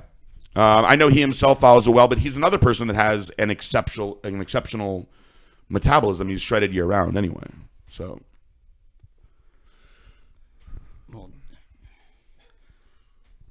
Any new supplement discoveries coming on the horizon? my partner Jared has one he's been working on forever that we're finally going to bring to the public. That's Jared Wheat, right, from High Tech? Yeah, so Jared I stopped formulating the products, with the exception I put together a formula for Hyperloaded that I'm pretty proud about. That'll be out in maybe a month or two, which will be our new pump formula. But it's a great formula, but it's not like I went and discovered anything with it. I just decided which products I wanted to put together. So Jared found a way to synthesize IGF-1 out of whey isolate. And he has these machines that it's insane. They have to keep on compressing the whey isolate over and over and over again to extract the IGF-1 out of it. But he found a stable version of IGF-1. And we're going to be releasing an IGF, growth hormone releasing peptide product that's stable orally through liposomal technology. And he's been working on it for over 2 years. So we were hoping to release it at the Olympia last year. We're super pumped about it. And he just couldn't get it to stay stable. And it's crazy because it's not like something that you can just go learn in chemistry school. You know, nobody knows how to do any of this stuff. So he goes in there and he's got a crazy lab where, they just design and figure stuff out up there. Wow. So you go to the Olympia every year and the Arnold? Yeah, All that every shit? year. Yeah. This will be my, let's see, this will be my, as far as Olympias go, this will be my 14th one straight, I believe. What's your predictions for this year? Brandon Curry will win this year because Rodin's not competing now. Unless Phil shows up, which he might. Bring it out here. And that will change things around. But I think Brandon Curry should have an easy shot at the title now without the competition there. What do you think of all that shit? Rodin and Buendia and Wheels, all these. I mean, the Buendia stuff I find to be hysterical. You know that kid? I do. I'm not friends with him by any means. We don't speak to each other. I'm sure he could give a shit about me. I could give a shit about him. I've always thought that he was pretty arrogant. And so I kind of feel like karma's getting him is what it seems like now. I've heard a lot of things, though, from other girls about like how horrible he is to women. I think that part of him kind of speaks for itself. It's not like there's one person saying it. It's numerous people saying it. And I sponsored Narman, who was engaged to him for a little while. And I have a girl that was on my team that was friends with her that said she was there when he was like fucking going crazy one day, like ruining all her stuff, this and that. They were scared. So he's going to get whatever comes to him. The Larry Wheels one is an interesting one. I don't know Larry Wheels at all. I have had some people tell me that he's not a nice guy, but that's just what people say. I don't know shit about him. The audio tape that Kenny KO put out, I don't really think that you can get that much from that. It's just kind of like screaming and this and that in the background. God only knows what she did first before she started recording it. You know what I mean? Of course. You don't know. He came out with a video about it. No, I haven't seen it yet. Yeah. So that one, who knows with that one? But the Rodin one is an interesting one. Do I think that it's possible the girl's trying to get money out of him? For sure. Yeah. Well, it came out that she tried to fraud somebody before.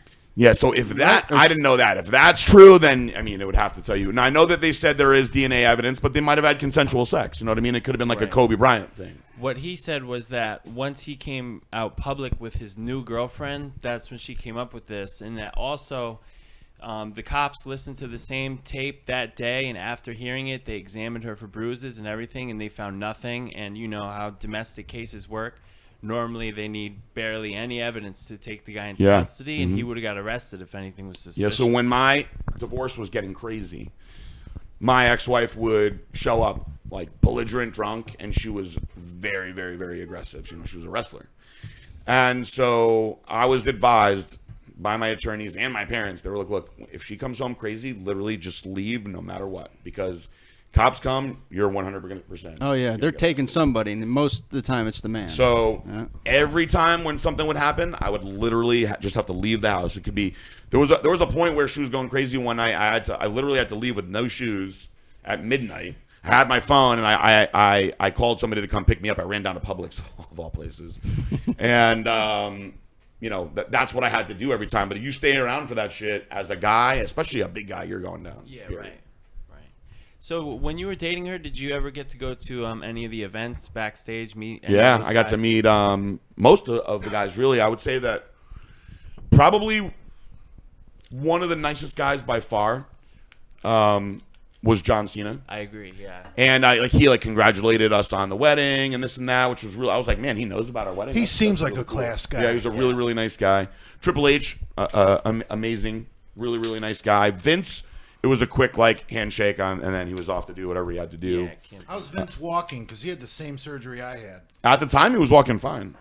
So this was, how long ago did he have the surgery? You've never seen him tear both quad tendons? I don't think so. Oh. This was probably 4 years ago, I guess. So was it longer than that? I don't know. Lenny would know better than me. Okay, yeah, he was walking fine. So he rehabbed 100%. Yeah, I mean, he was walking fine. He was still really big, too. So there's hope for you, Bully. Kane is very nice. Yeah. Never met Undertaker. The Dudley boys are really nice. They're cool guys. They're actually fun to hang out with. Bubba's kind of a douchebag. So I'll tell you who I fucking hate. Good dirt here. Yeah. So I hate Seth Rollins. And do you guys know who he is? Yeah. So Seth Rollins was sending, while I was still married, now I'll call her my ex-wife, naked pictures of himself, like getting out of the shower and shit. And I saw it one day. And it caused a huge fight between me and her. And she was like, oh, that's just how he is. He's a flirty guy. And, you know, he even got in trouble for, having his dick out on Twitter or something like that. And I'm like, but he knows that you're married. Like, what the fuck is going on. So I know that he knew that she was married to me, and the fact that he was still doing that, if I ever got my hands on him, I would have ripped his fucking arms off. He was just like a little pussy. Is he Al-Qaeda looking guy? Yeah, him. Yeah. Fuck yeah. Yep. Wow. That's crazy. And he cuckolded you? See that, Jay? He would have ripped your arms off too if you followed through with your challenge. Here comes the dirt. Yeah, he was sending like nudes out of the shower. Brad, no one wants to get in the ring with me when I get to 275. What was in your mind when you challenged PJ? I would still like to know. That's why everybody was telling me to make sure that I text them and let them know that I got out of here safe tonight. I was like, no one's fighting anybody tonight. No, It's we're not. that's the bedroom bullshitter. We all know it's That's the alcoholic Jay talking. Yeah, Do you not drink at all now? not a drop. That's good. I cold turkey, December 29th, last year. I woke up throwing up blood, and in my mind I thought, you know what? Only a loser goes back to drinking after throwing up blood. And you, Have you you stopped? heard That's good. about the lonesome? How rough was the next few weeks after that? Piece of cake for me. I was never physically addicted. That's good. So for me, after I got out of the hospital, they put me on a lot of different medicines. But you go through a phase where it's like impossible to sleep because you're used to passing out every time, you know. So you You start. definitely get insomnia when you get sober. Yeah, you even still now, I don't sleep for more than like 4 hours. get the fuck out of here. That's it. Some G. Yeah, that'll put you to sleep, but it'll probably put you in deep REM sleep for like 4 hours. Have you ever and then done a wake up sleep anyway. study? I haven't, no. Oh, you could have sleep apnea for all you know. I mean, I definitely could. I don't think that I do because any woman that slept next to me says I'm a pretty peaceful sleeper. I don't snore, nothing weird like that. I'll lose my sleep apnea at about 260. Yeah, I mean, I bet you if I kept pursuing the bodybuilding that I would, because a lot of my buddies that got really big have sleep apnea. I don't know if I could sleep with one of those fucking CPAPs on my face, though. You wake up feeling pretty good. You get used to it. I would definitely get a sleep study. Definitely. I'm a light sleeper anyway, but I have never needed a lot of sleep. I get up about every 2 hours to piss anyway. Fucking sucks. Yeah, I usually now my days are you really probably long. you probably just wet the bed, you fucking asshole. Who you kidding? You get up. I miss being in my truck and just pissing in a bottle while I'm still in bed. You're back at mommy's. You can wet the bed and she'll change and clean the sheets for She you. hangs them outside to humiliate me. All the neighbors see the stained The sheets. water boy. I had to run home every day from school to get there to tear them down off the clothesline. For a kid I played with up in Pittsburgh, mother used to put his shitty underwear on the mailbox so the mailman said, I'm going to embarrass you, bad boy, Mom. The parenting that went down in the 70s. You want to meet my son? We call him Shit Pants. Did you ever have that experience, Brad? Of taking shitty underwear off a mailbox? Yeah. No. Well, she did. Yeah, I can't say I've had that one either. Brad was babied as a kid, I think. That's why he's a cookie cutter skateboarder. Shots fired, as the cookie cutters I don't say. still live with mommy, Jay. I'm technically homeless. Yeah. You can't make fun of me for being homeless and living with my mom. You got to pick Sure I one. can. You're a 50-year-old fucking man. Get your shit together already. Jesus Christ! I just tore both my legs in half. Excuses. By the way, excuses. where is Excuses. everybody training now? LA Fitness. Delray, yeah.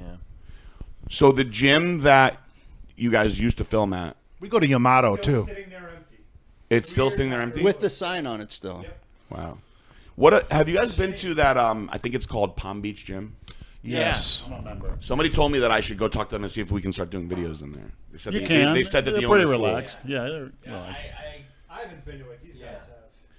But the other location threw Brad and Jason out, I understand. No, they threw me and Andrew out. Which one? The old Palm Beach gym. But now we could go back. It's different owners, I think, now. No, they just don't put two and two together. But they have good equipment in there. It's just very compact. They have Yeah. a big mat area for MMA shit, which they should push PJ, into the. did you ever train at the Dragon's basketball Lair? court. I don't go to the Dragon's Lair because it's basically a Redcon gym, and Oh, we are legally not even supposed to be around I each understand. other. Yeah. You know, when I finally can do legs again, I want to go to the Boca House of Steel because they have a belt squat machine. I haven't been there, but I heard that gym is cool, and that somebody it's another one people said that we should go talk to them about filming. We can definitely film there. yeah. We film at Pure most of the time. I'm friends with the owners, and I used to shoot at Athletic Factor, but the owner there got kind of ridiculous, so we don't go there anymore. That's where Nate goes, the Athletic Factor. It's a good gym. It's a really good gym. Goes. It is. Pretty Small, sure but it's Boca good. House of Steel's getting a reverse hyper machine. Oh, really? You Yeah, to- I've you heard go that to gym Pure, has good You got a equipment. Pure and Delray on Second. I go to the one in Boca because it's right by my house. And where's that? A bunch of my staff goes to the one in Delray, though. No- They're basically the same gym. The one in Delray is a little bigger. No more busybody. You know, I wasn't going there because my ex-girlfriend was there all the time and just didn't want to run into her. But I was told she left and goes to Lifetime now, so I may go back to. If I do go to BizBody, it'll be the East location because it's super close to my house. West is way out of the way for me. Yeah, but that's a great gym. It is the West gym is very Did you good. ever see Sabrina there? Who's Sabrina? The woman from Lou's Misfit Memorial Day barbecue video. So that's the one who shoved Jason's face in her tits? She was, yeah. Is she I don't know. is she pretty juiced out? Is this the That's redhead if or that's the what I'm dark thinking hair of. one? The redhead was sexy Vanessa. The dark-haired one is the one that you said you were going to fuck but did nothing. Thanks. She trains out there at Busybody West. There, I don't know. You don't follow her on IG? Jack. I don't know She's if I know got her. 2 Instagrams. One's her porn name and one's her real name. I don't know if I know this I'm one, not yeah. which one we should be using on the podcast. It's one of your IG girlfriends? I follow her both of her accounts, but she was one of the talents at Lou's Memorial Day barbecue. Oh, okay. Now I don't But know. she if I trains know- at if I know this Busybody, one. and she's real hot for an older woman. Well, we I like shouldn't throw that in there. She's hot. I prefer older women, to be honest with you. They're more fun. Meanwhile, my girlfriend's 27. In what but- way would you say? I just feel like a lot of the younger girls can be more uptight sexually, and I mean, I'm Little I guess GHB will I'm getting fix older that. now as well. But like when I was in my mid and late 20s, when I was a lot more promiscuous, I found that chicks in their 40s were the best because they don't want to be wasting their time with some young juiced out bodybuilder. They know it's just going to be a fun night of sex, and they usually want to go hard. And then you don't have to deal with them anymore. Where a lot of the younger girls, they don't know their bodies a lot yet, and they can be a lot more prissy, a lot more work. Plus, the older ones usually know at that point what gets them off the best, Right. and it's easy to have a fun time with them. I'm 26, and maybe 3 or 4 out of the last 5 girls I've been with were over 40. Yeah, it's fun. Yeah. There's just no games. And the young girls, I don't know what to talk to them about. Deals at Nordstrom or what color paint their nails. I just- Also, the young ones get very psycho attached real easy when you start having sex with them. in Psycho, yeah. Yeah, and you Grab him by the hair. No, you see it happen pretty fast. The older ones, typically at that point, maybe they're divorced or they've gone through it, and they can be, I find, a lot of fun with no strings attached. And if you're a younger guy in your 20s, I mean, you're probably not trying to marry a 45, 50-year-old girl, right? You're just trying to have a fun, And she knows sexcapade. that right off the bat, yeah. And, there's no afterwards, oh, I thought you loved me, drama, yeah, type shit. So Are you into tans? tans? Yeah. Like just, oh, yeah, I love black girls. Absolutely. Something we have in common. I like Spanish. It's funny, I was having a I conversation like with somebody. black conservatives. Black Yeah, like a conservatives. black trumper. I can get along with them, but other than that, no. No, okay. I like I'm not as into just like regular like your normal like Abercrombie white girl. Oh, the gals. Yeah, that's a little boring to me. I like that term, Abercrombie white. Yeah, you know what I'm talking about. Like Now it's going to be in the Urban Dictionary real soon.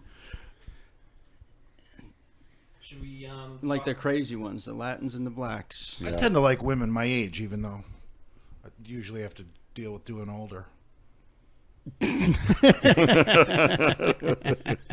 ever been with a black tranny? No, but it's early. I'm talking to everybody. Nobody's Lenny, I'm here. going to go to club. I did see the Lenny and Trainee video, by the way. I think everybody's seen it.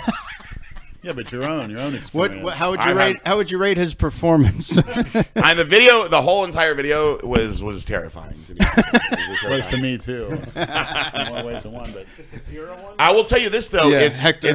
I actually think that it's less horrific than the Genova eating the cum video. That's one of the most traumatizing things that I've ever come across. What about the pure joy on Lenny's face?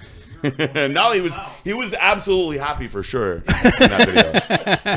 You can't fault a guy for being that All happy. I can say, guys, get on some G and try it. That's all I can say. That's all you can say. Hey, I have a question. You know, being such a busy guy as you are, do you take any stimulants to help you throughout the day, like whether they're Blackstone products or? So I used a lot less overall stimulant than when I was young. When I was young, I was kind of like a stim junkie. Right. And now, because of my anxiety, I have to be like a lot more cautious. But Okay. I find that I stay very stimulated from kratom. And so Okay. I prefer kratom extract. If I'm going to pick a strain, I like white kratom, which is the more energizing one. Right. And kratom with a little coffee in the morning will have me going for a while. Any specific brand? So I will warn people with this one. I like extracts, but if you get into extracts, you're going to wreck your tolerance. Right, And it right. can become expensive fast. Right. So as far as the extracts go, I really like, they're called MIT 45s, MIT 45. And Are they like the shots you can get at the store? yes. Yeah. Okay. Those are super high quality though. Right. Right. There's a brand that everybody knows, the OPMS does the shots. Those might be laced. I don't think that they are. So I've had people tell me that. Laced with And what? they're a pretty Tramadol. damn big company. Yeah. It would just be suicide for a company that's been around that long, that's making that much money, Right. to lace the product. So there was rumors that they were like lacing the products with fentanyl. That was one of the rumors that I I heard former tramadol. I suppose that it's possible, but now you're taking something that's extremely inexpensive to make and making it more expensive for the idea of what? Getting somebody a little bit more high and getting them addicted, because you're going to develop a dependency on kratom anyway. For sure. So it's just unnecessary. I honestly think that those rumors were started by people that wanted to hurt OPMS's business. Okay. So do you ever experience a tolerance with the kratom where you have to? When you get into the extracts, you're gonna absolutely develop a tolerance. You'll have to either take more, or just expect to realize you're not going to get the same effects from it. Right. But from a pain aspect, there's nothing as good as kratom. Way better than CBD extract. It's just, I can't train without kratom at all anymore. Right. And I also saw that a few times. That's so fucking cookie cutter. I really can't. No, I'm the same way. I get it. What would it do for my knee pain? A That would lot. be miraculous for you. That's so cookie cutter, but I'll take it. What's that? You're such a fucking It's jackass. outstanding pre-workout. I never claimed to not be a douche. Well, what's the difference between the three? There's red, green, and white. Is that Yes. So the red one works the most closely with your opiate receptors, and that's why it gets a bad rap, because people are like, oh, it's like using opiates, which it's really not. It doesn't bind to the receptor the same way, but it will give like an opiate-like, euphoric type of effect. Very, very good for the pain. The green is more of a sedative, whereas the white actually works with your caffeine receptors and gives a very, very strong energy. I'll try that tomorrow. I had no idea. Thank Hey, you. I'm asking for a friend. Could that help calm you down if you're on test, Tren, and Anadrol? The green one probably will. Also, For a friend. kratom will absolutely increase your longevity in bed. Now, if you take too much, you're not going to be able to blow your load, though. What are your thoughts on Phenibut? So, when we first were developing Anesthetized, which has 1.8 grams of Phenibut in it, I didn't know that. and we're trying to figure out the dosing, I played with like every dose of Phenibut known to man, up to like 7 grams in a shot before. And I never got the GHB like effect that people read about with it. I guess there were certain aspects of it that you could say are kind of close. Yeah. But what I didn't know when I was going through all of this is that you develop a physical dependency on Phenibut pretty fast. And Lenny's a train wreck. I was testing it for about at least 3 months before we put the product out. And then when I put the product out, I was literally taking it every night. So we're talking like 6 months of everyday Phenibut use. You did that, Lenny. I went on a Years ago, vacation. years I ago. went to the Bahamas with a girl that I was dating at the time, did not bring it with me. By the second day, I was having horrible withdrawals. Shaking, sweating, panic attacks, no sleep the whole vacation. No sleep for 5 days. The only thing I could do to chill myself out was just keep drinking. It's like a Xanax You withdrawal. don't Yeah. want to look at people. It's very And antisocial. then I did more research because I was like, what the fuck is wrong with me? Right. And I did some research, and I was like, I just started going process of elimination. What is the only thing that I've changed that I didn't bring my anesthetized? And I went on a forum where people were talking about phenibut withdrawals. I'm like, shit, this is what's going on. So that's when we had first put that product out. We started telling people, listen, do not take this product every day. You will absolutely develop a dependency on it. They're not gonna. They might not. You know. I got people that tell me they've been taking that product like literally every day for a couple of years. That's insane. And I just tell them, like, look, you better hope that we just keep on selling this thing forever. So we have people that will buy cases at a time because they just want to hoard it. Right. Wow. Scary shit. Now you had that in your product. Yeah, 1.8 grams per scoop. And why is It GHB? has other compounds as well. Yeah. Have you ever tried Somatomax? Yes, I tried it. I don't know. It wasn't as good as just straight phenibut. Yeah, so I got the idea from Somatomax. So somebody was like, oh, you got to try Somatomax, double scoop it. And so I did, and I actually had pretty good sleep, but I also got, like a good tingling euphoric. This is making me want to take anesthetized. Yeah, that was the powder. Yeah, I did get good results from it. Yeah. I was thinking of the High-Tech's other oral tablets. It didn't work as good. It was similar, but it's kind of different. Yeah, the powder. Yeah, is it pretty was good. It was certainly And so was. I've had real bad sleep problems my whole life. So I was like, I really want to put out a good sleep product, and we're going to base it around the phenibut. And that's how that product started. What is it called? Anesthetized. Why is GHB so hard to find? I don't know, man. When I was in California, I was saying either in LA, it's so big on the gay scene that I had a bunch of gay clients back then, and I had one client that was just giving me Poland spring bottles for free. And when I moved to Florida, he gave me a liter for the road, and it lasted me like almost 2 years. I would just like conservative with it, and then once it ran out, I had a bunch of people that were like, oh, I can get the best stuff ever. And it was always either watered down or it's usually GBL. Like the GBL is very, very chemically, and it's like they're making it out of like paint thinner or God knows what. True G that's real has like a salty taste, and you can mask it pretty easily in a drink.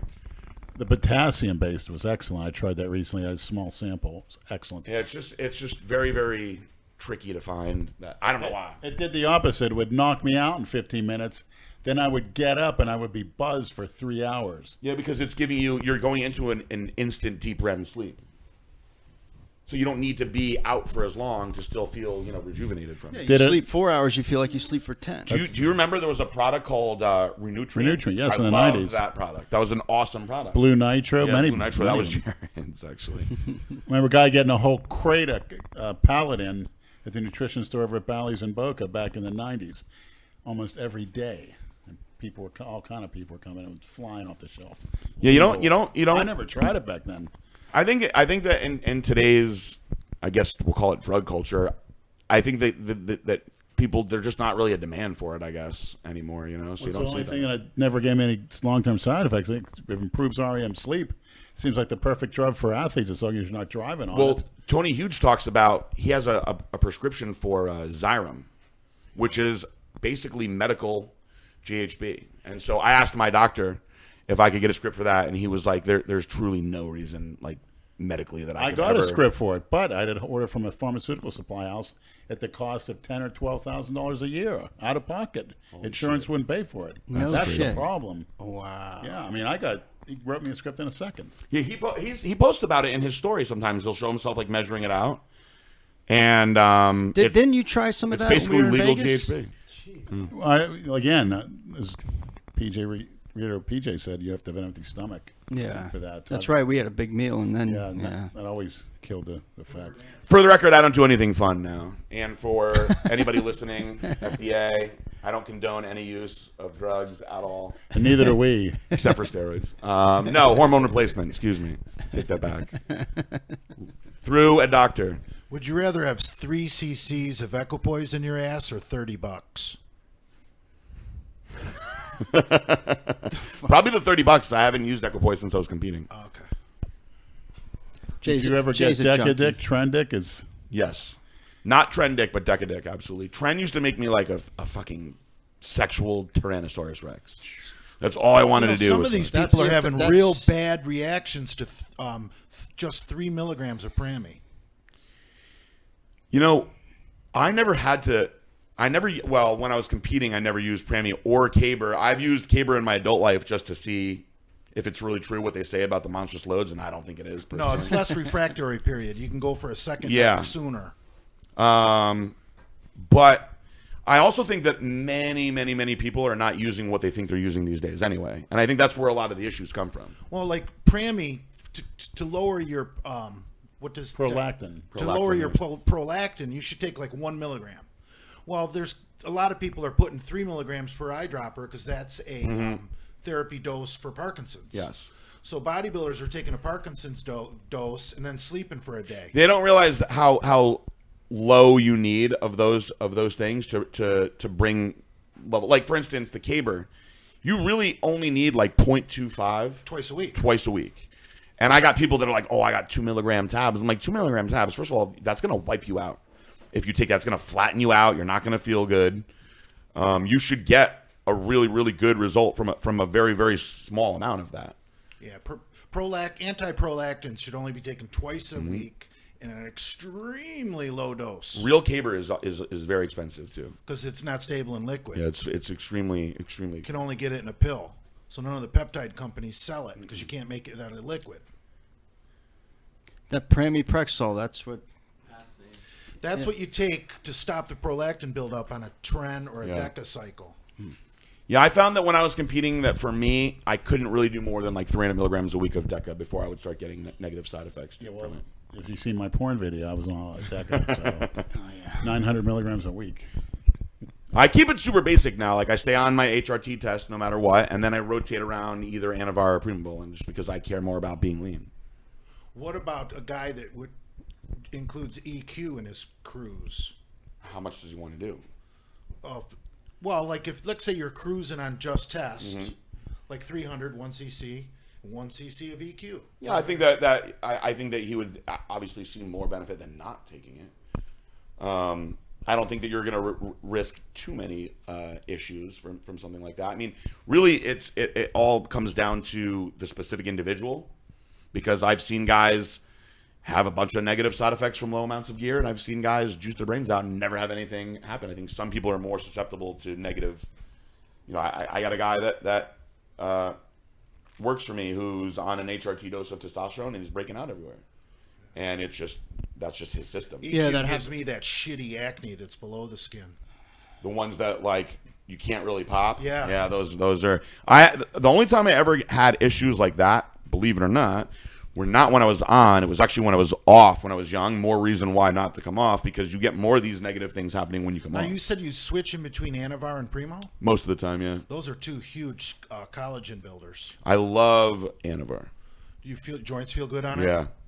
Anavar is like, my doctor calls it's like the Mercedes S-Class of like the hormone world. Like, you cruise on Anavar, you're just going to have a good, smooth ride. There's no downside to it. Everybody no says side that. effects. No side effects. Everybody Also, when I loves was researching collagen synthesis in the hospital, Anavar is one of the best ones. Absolutely.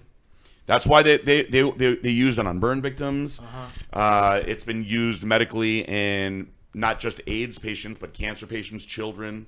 It's just a very, very safe and effective. It's only anabolic, so you don't have to any negative response as far as androgen goes, as far as DHT goes. It's derived from DHT, which is interesting, but it will not have an affinity to the DHT receptor, so you won't get any of those shitty, like Winstrol, for instance. You've got to worry about the elevated DHT effects, and that's when you say people like, oh, I don't understand. I took Winstrol and I broke out and I started losing my hair, and it's bumping your DHT up too much.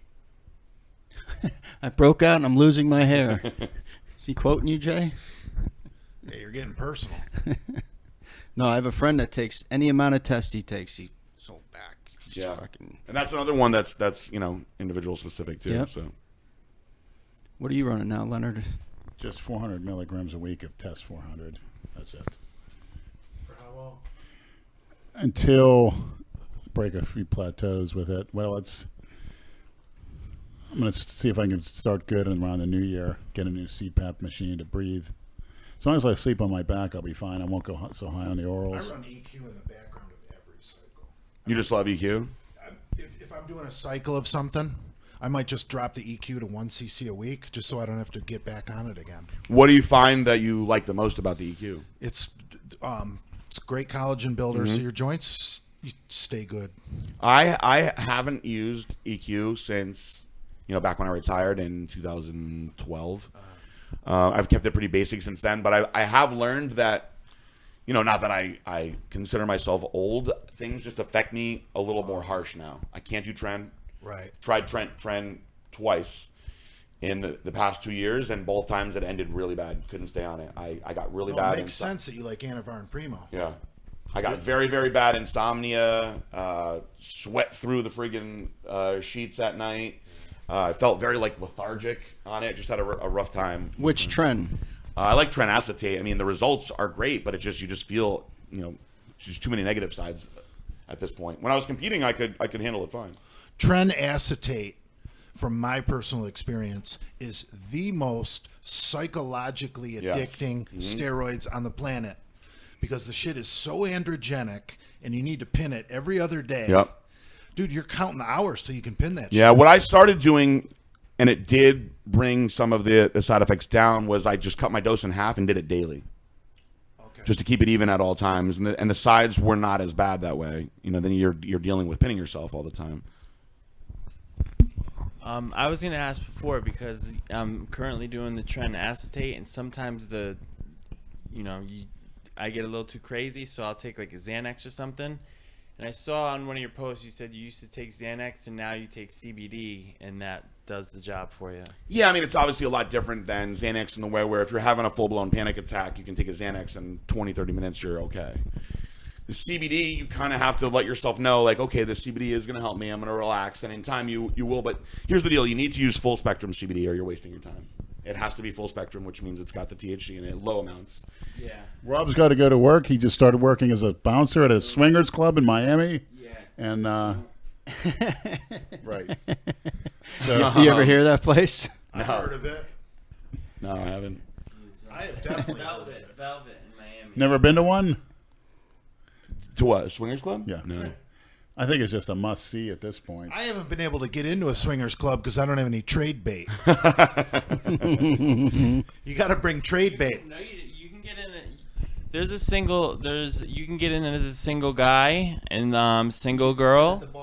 So there's two sides. There's a side for single men, and there's a side for couples and single females. So the single females have the option to go over to the men's side, and then a lot of couples go, like an older guy who can't. If the chick wants to get double penetration. Yeah, exactly. Your job is to keep the single men out of the couple. So wait, Right. the single girls can come in.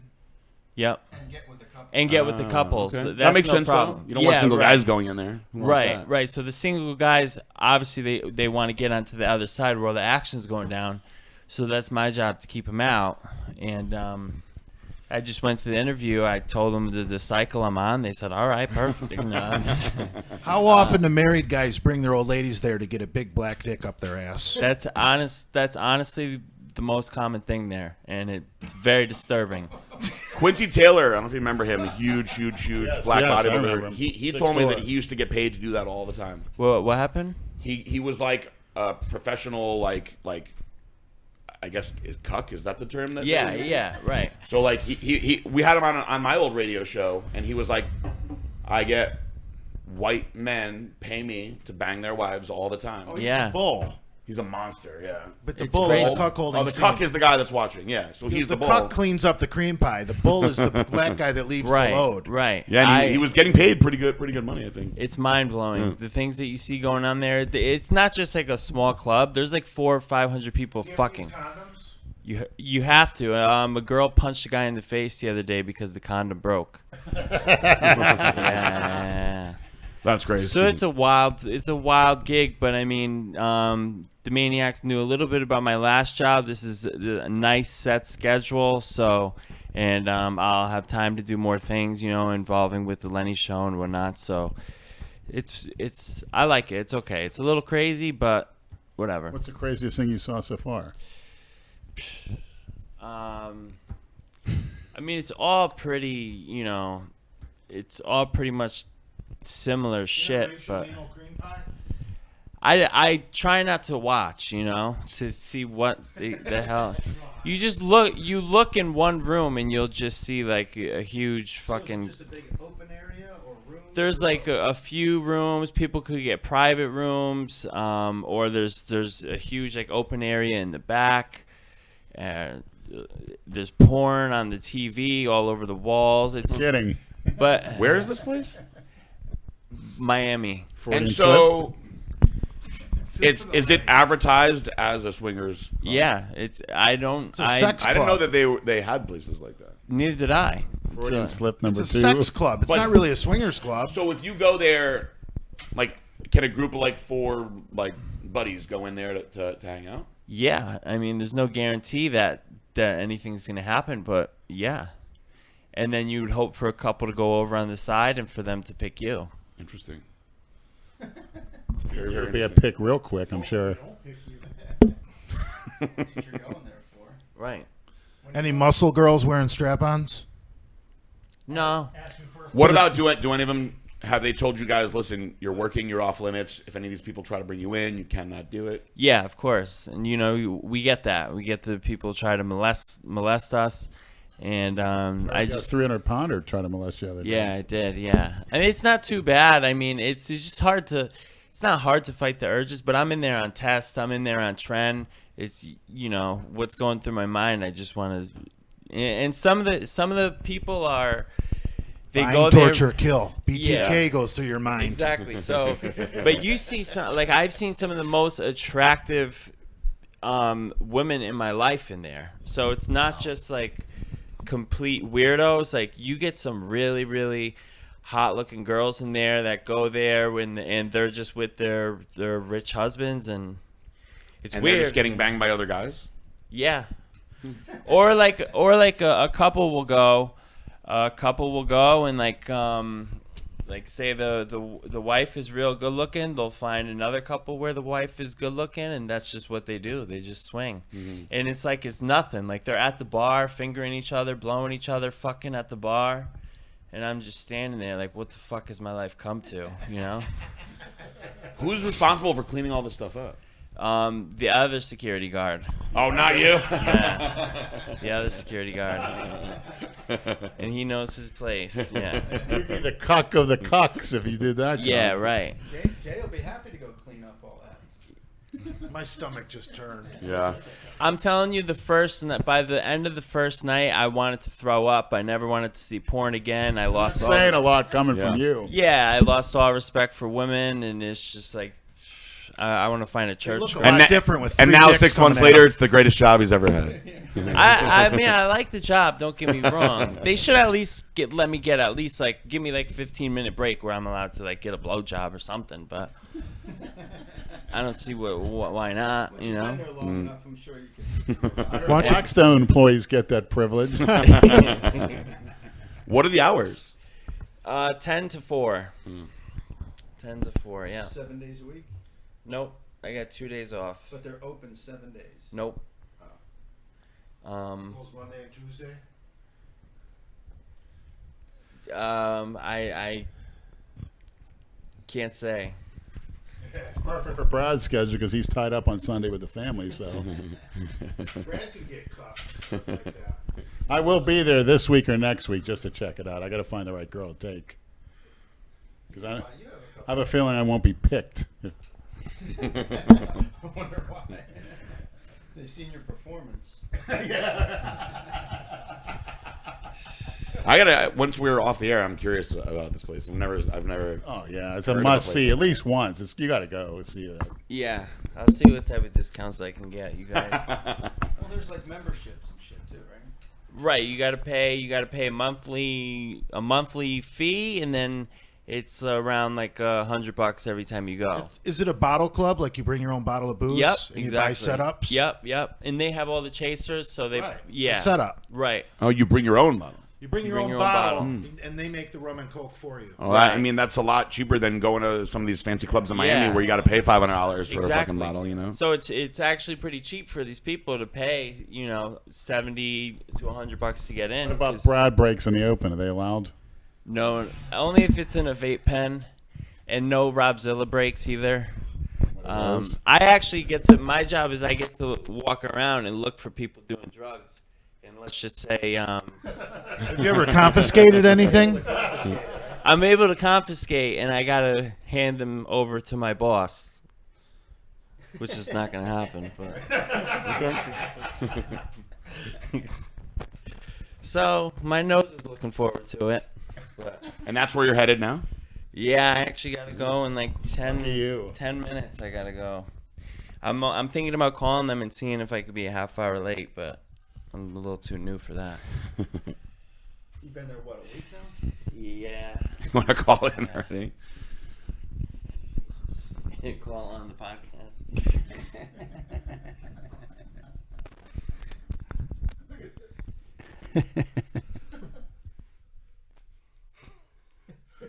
I'm having a hard time reading the name, and I don't want to say it on the air, so we'll say it after. It's Velvet in Miami. Velvet and Miami. Yeah. I'll tell you after. Yeah. All right, well, you guys got any more for me? You want to talk any more smack on Jason so he can freak out on us? Let me look at some of the questions that have been posted on Instagram and see if there's anything worthwhile. Let me see if I actually Jay, saved give Andrew the mic. message that I sent to Tony Huge. Let's see. Your mic is acting up. It's the old fucking wire one, right? Jay, give Andrew the mic. What about you, Lenny? Any questions for PJ? You've been very quiet. No, it's like a sponge. It was very entertaining. I like PJ's approach, his voice. He'd be a great professor at a university. So thank you. Hold on. This is what I sent to Tony Huge when I first saw the video. Let's see what It's this is. actually Asperger's syndrome. He was, first of all, he was misdiagnosed by his first doctor, but he also has a mild form of Tourette's, even signs of paranoid schizophrenia. He's on all sorts of medication. So back then, in that time when I was quote unquote using him to make myself famous, I was like, if I can help him get in good shape, I am the greatest coach of all time. So it was like my personal mission. So I spent so much time with him, and he was so emotionally unstable that I like fathered him in a way, because he lost his dad when he was very young, and I became close with his mom, who's also sadly pretty nuts.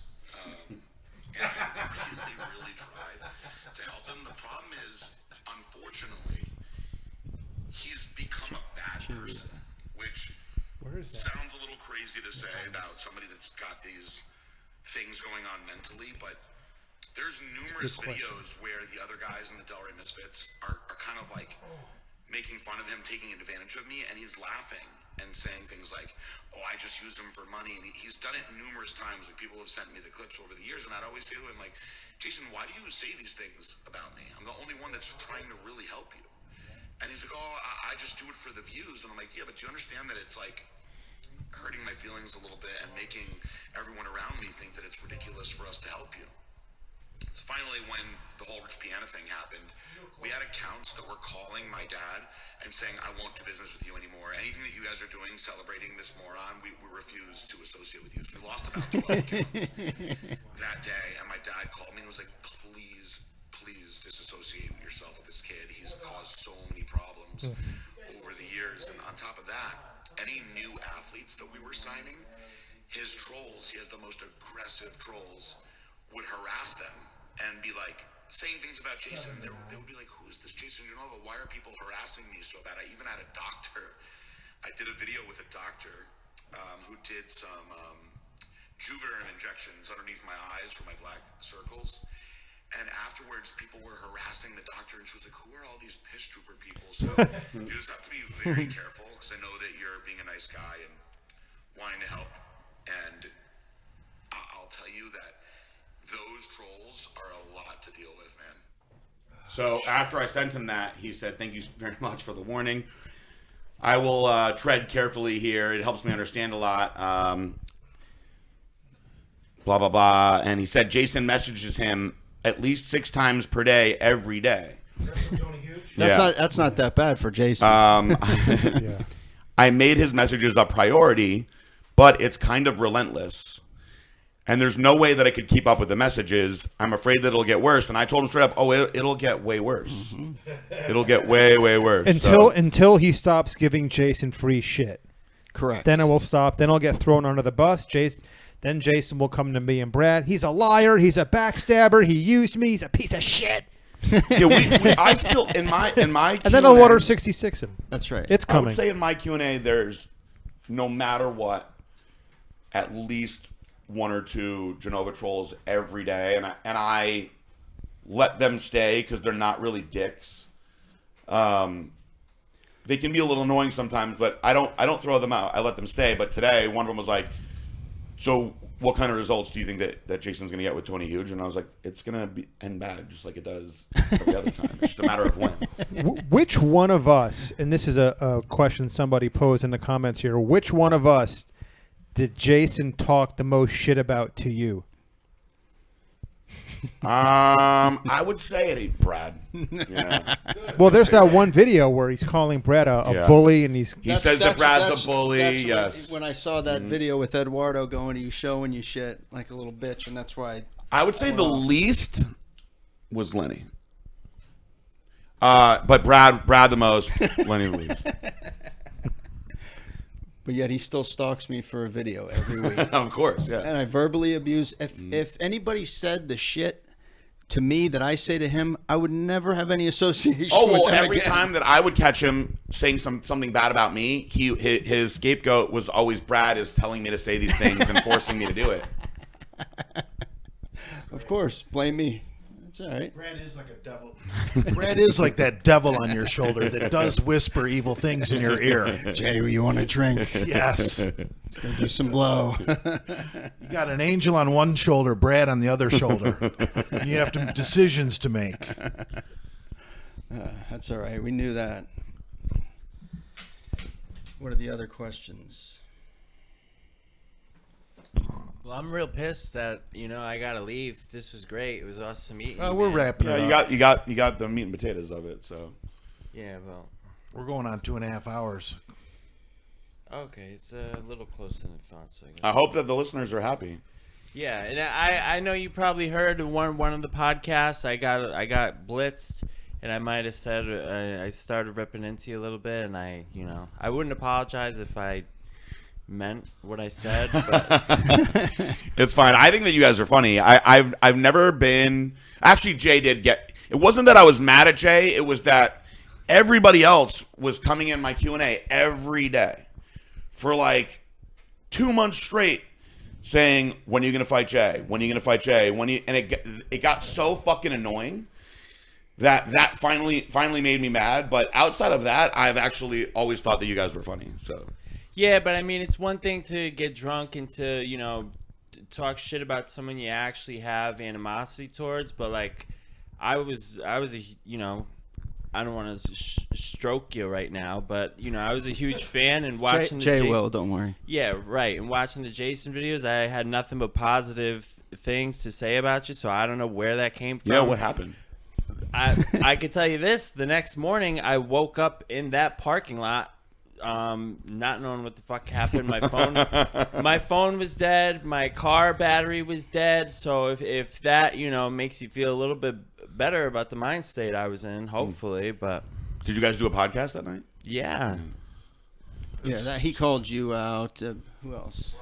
Few people. well, Johnny Bravo. What do you guys think of Johnny Bravo? He's my friend. Yeah? Yeah. Disappointed he didn't come through with the documentary. No. Very disappointed about not He's a coming very through with the different guy in documentary. person rather than on camera. Is he? Yes. A lot of people are. Yeah. I was disappointed in the way that everybody jumped on the whole, PG and Aaron got indicted thing, and I felt like so many people were just reading the indictment, and then he gave Palumbo a hard time for not reading the indictment, but he was like, Johnny, all you did was read an indictment that anybody can go online and read themselves. Like, nobody knows anything that's going on with them. There's not even a trial set yet. I mean, is it really that big of news to like bash the guys just over reading the indictment? And whatever the penalty is going to be, you're not going to see it for years. It's just, That shit is going to. you can, if you want, when it's all said and done, and I believe that we're going to win, and I'll be the first to put a fucking video out when that happens. Let's say something happens and we do get charged with these crimes and penalized in whatever way, put that story out, we're not even set to go to trial until next year, and that may get pushed back even longer. The way Bravo went after Palumbo didn't seem right. No, I didn't. And listen, I don't have any reason to defend Palumbo, but Palumbo was like, look, I didn't put the story out because there's nothing to the story. Now, I am sure part of it is because Aaron sponsors his show, for sure. Of course. But I didn't really think that. Well, he criticized him because he's supposedly the go-to guy for bodybuilding news, and he didn't report anything about it. So that's why he jumped. Had nothing to do with bodybuilding. Well, all right, Jay. What did it have to do with the sport? Still, Palumbo talks about everything, not just bodybuilding. Okay, sounds That's more what like he was gossip being to me. criticized for. Not everybody else was saying something about it, but him. Yeah, everyone. And it was because everyone put out some Redcon sort of story sponsors on his it. fucking show. That's why. It's all right. But yeah, like you said, you can go online and just read exactly what's what. So, what do you think, Jay? Well, it's like an opinion column until there's facts. Yeah. Right.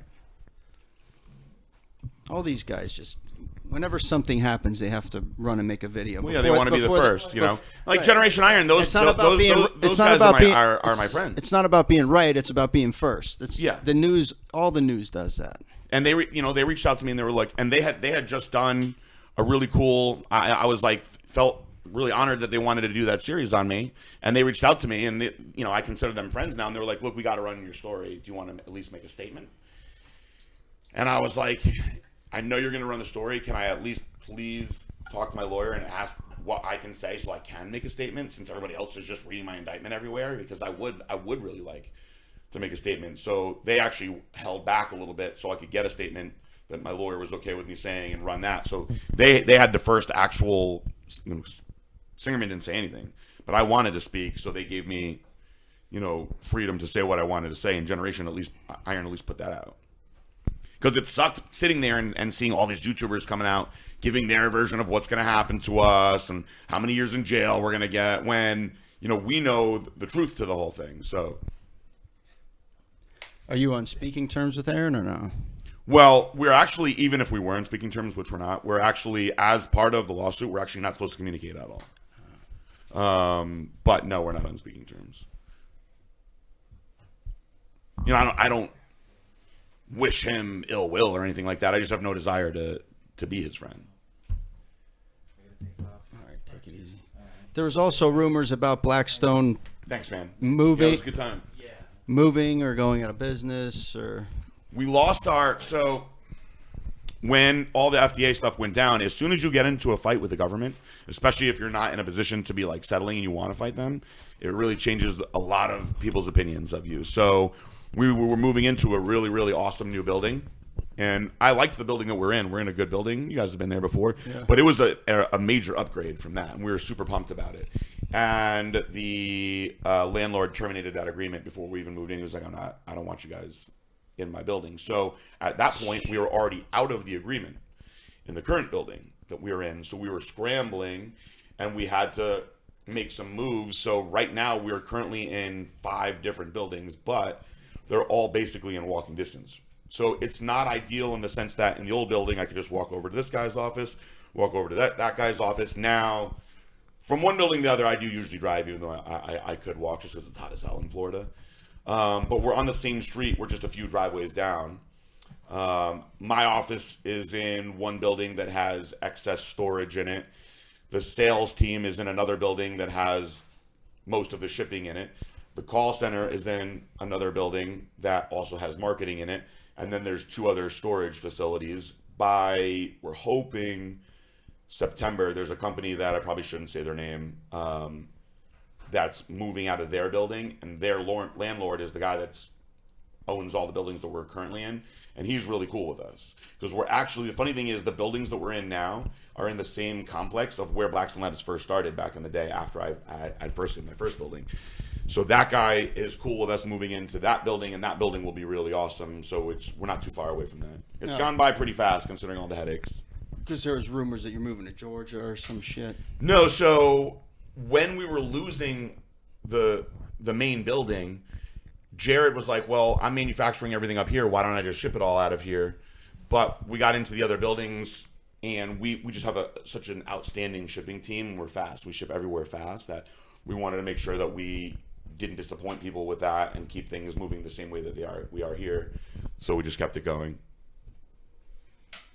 Good shit. We downsized the company though. So last year around the time of the Olympia, we had Jared has a planner that came in, and he works for all the companies. Like, look, here's the deal. 2016, you guys did over $20 million and you had 40 guys, but you're still paying these 40 guys to be doing half the money in sales. It just, you're just running, too fat of a payroll. It just doesn't make sense. And the reality of it is obviously the FDA kicked our ass in 2016. So we went from doing 24 million to 7 million. And really we almost went bankrupt that year. To take that much of a hit because they took $1 million of inventory from us. So when you lose when you lose, I think the number was like $259,000 out of the bank account. So now you have no money to buy inventory. And then they actually take all of your inventory. So you have $1 million at your cost of inventory gone. Well, now you have to buy inventory with money that you don't have. So if it wasn't for Jared saving the day, and he had just invested into us, so he's like, great, I invest into Blackstone Labs, they freaking do over 20 million, and they get rated by the FDA. He actually fronted us the product to keep us going. That was our saving grace of why we didn't go bankrupt. So that year we took a major hit. We went down to 7 million, and the year after that we crept up to about 11 million, and now we're going back up in the other direction again. But to try to run the company the same way, it really all came down to I just didn't want to fire guys that I considered my friends and family. So I stopped paying myself for well over a year. And then finally it was like, look, we got to cut payroll down. So we had extra guys in shipping that we didn't need. We had extra guys in marketing. We had too many videographers, and that was why certain people were casualties of that situation. But, we cleared up like, I believe $275,000 of payroll a year just by downsizing like that. And so I mean we had to do it. That money adds up fast. So yeah, jeez, that shit happens. Yeah, there's nothing you can do about that. Can we talk about something positive at least to end the show instead of a sad add something, Leonard. Jeez. No, numbers are back good again. It was a plus. That was when I was at my worst, going through my divorce. So I was drinking like crazy, and that wasn't helping the situation. So I was like depressed, drinking like crazy, and then, at the peak of the worst of it, I ended up in the hospital for 6 days, and I went in. My blood alcohol was 429. Oh my god! And the doctor told my mom, I didn't even know that somebody could hit 4. Like, he should be dead. That's when Dale had his car wreck. That was the same time. Yeah.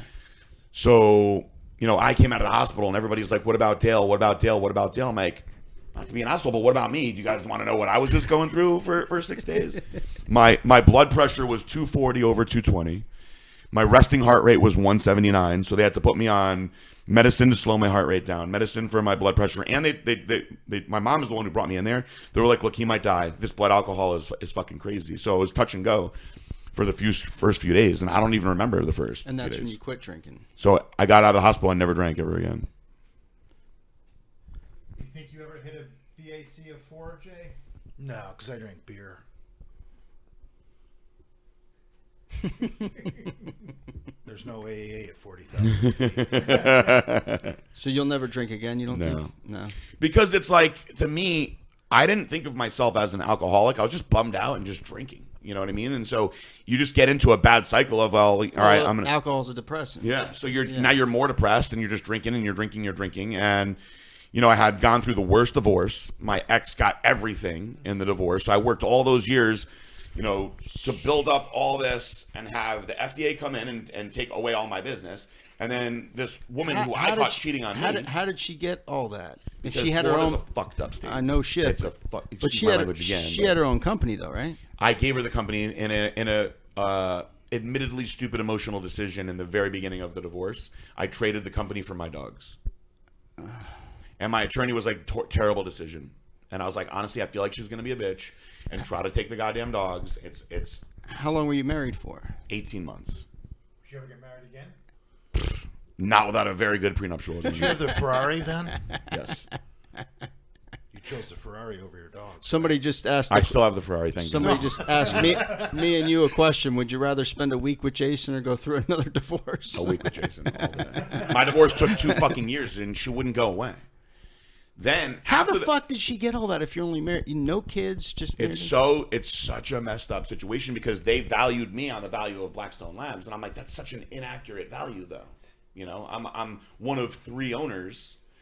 And so they argued on their side for 2 years that Blackstone Labs grew because she was a TV celebrity. That was their argument, which in the end we proved obviously not true. She had nothing to do with Blackstone Labs. But then she actually got another attorney and got a judge, which is another thing that blows my mind about Florida, to reopen the case on grounds of what they call an innocent spouse, where basically I tricked her into all these things because I was the one that was working and making all the money, and I was like making her stay at home, and that they believed that I was actually hiding money in the other employees and this and that, and they actually tried to sue Blackstone Labs for more money. That went on like another 6 months, and in the end that one backfired on her and karma got her. The judge literally said, "What more do you want?"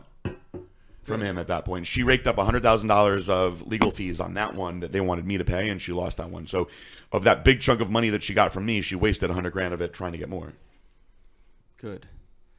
That's fucking awful. Yeah, so I obviously, when people ask me like my opinions of marriage, I just that for me was the worst business transaction I ever made. Well, that's what marriage is. Marriage Yeah, is a business. it really is. There's nothing romantic about it. It's strictly a business decision, and I get labeled as, you know, someone who hates marriage and is vehemently against marriage. But I listen to your story and I asked a question: if you're a wealthy man or a young man who aspires to be wealthy down the road in life, what is the point of signing a legally binding contract that's going to fuck you over like that? No fault state. So they try to just split the assets, but it winds up being, if you're the main breadwinner, you got to pay for all the lawyers. So I had to pay for all the lawyers, and then her dumbass wanted to get forensic accountants because she felt like I was hiding money in Blackstone Labs. The forensic accountants, from my case, the final number that they were paid was $306,000.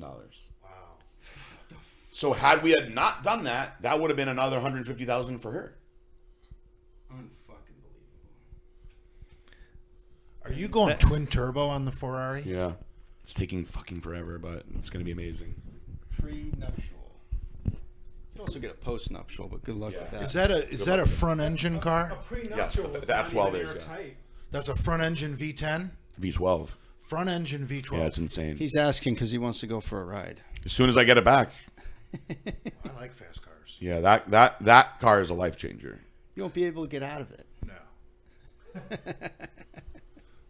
How's the Hellcat running? Awesome. My dad drives the Hellcat every day. He loves it. It's his favorite. Much different ride. It's a big, heavy. That one feels the most dangerous out of all of them. Like that one, you have like the element of I could just lose it at any time, and that one. When you buy one of those, don't you have to take a course to be qualified to drive it? For the Hellcat? Yeah. Not that I know. Where did I read that someplace? I bought mine off of that idiot Tristan Escalastico because he couldn't pay the note on his anymore, and they were going to repossess it because he didn't pay the note for 5 months. Oh, he's no longer one of your athletes? No, he didn't last that long. The kid was such a bum. That Hellcat's just a vulgar display of power, isn't it? Like Pantera. I loved the Hellcat, but I admittedly liked it the least out of the cars. Really? And it's old school V8 power. It's fun. It's a lot of fun. At the time, back then, we were making like stupid amounts of money, and so there's certain things that guys get into. Like my old partner, he got really into watches. I like cars, and I just wanted to keep going faster. So I actually got a really good deal on the Hellcat. I bought the Hellcat for $50,000. Isn't your Corvette probably making about the same horsepower? So we did a stage 2 upgrade to the Hellcat. So the Hellcat now is doing 1,000 at the crank. Okay, that's a lot. And so now my Z06 with the upgrades that we've done is doing 750 at the wheel. At the wheel. Yeah. Rear wheel horsepower 750. And it's very, very light. Yeah.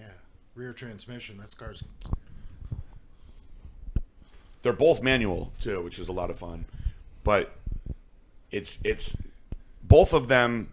Didn't you once try to teach Jason how to drive manual? Yeah, and the Juke, which is the easiest car ever. You don't even really need to use the clutch in the Juke. It's like a feather. Oh, my God. That was a fucking train wreck.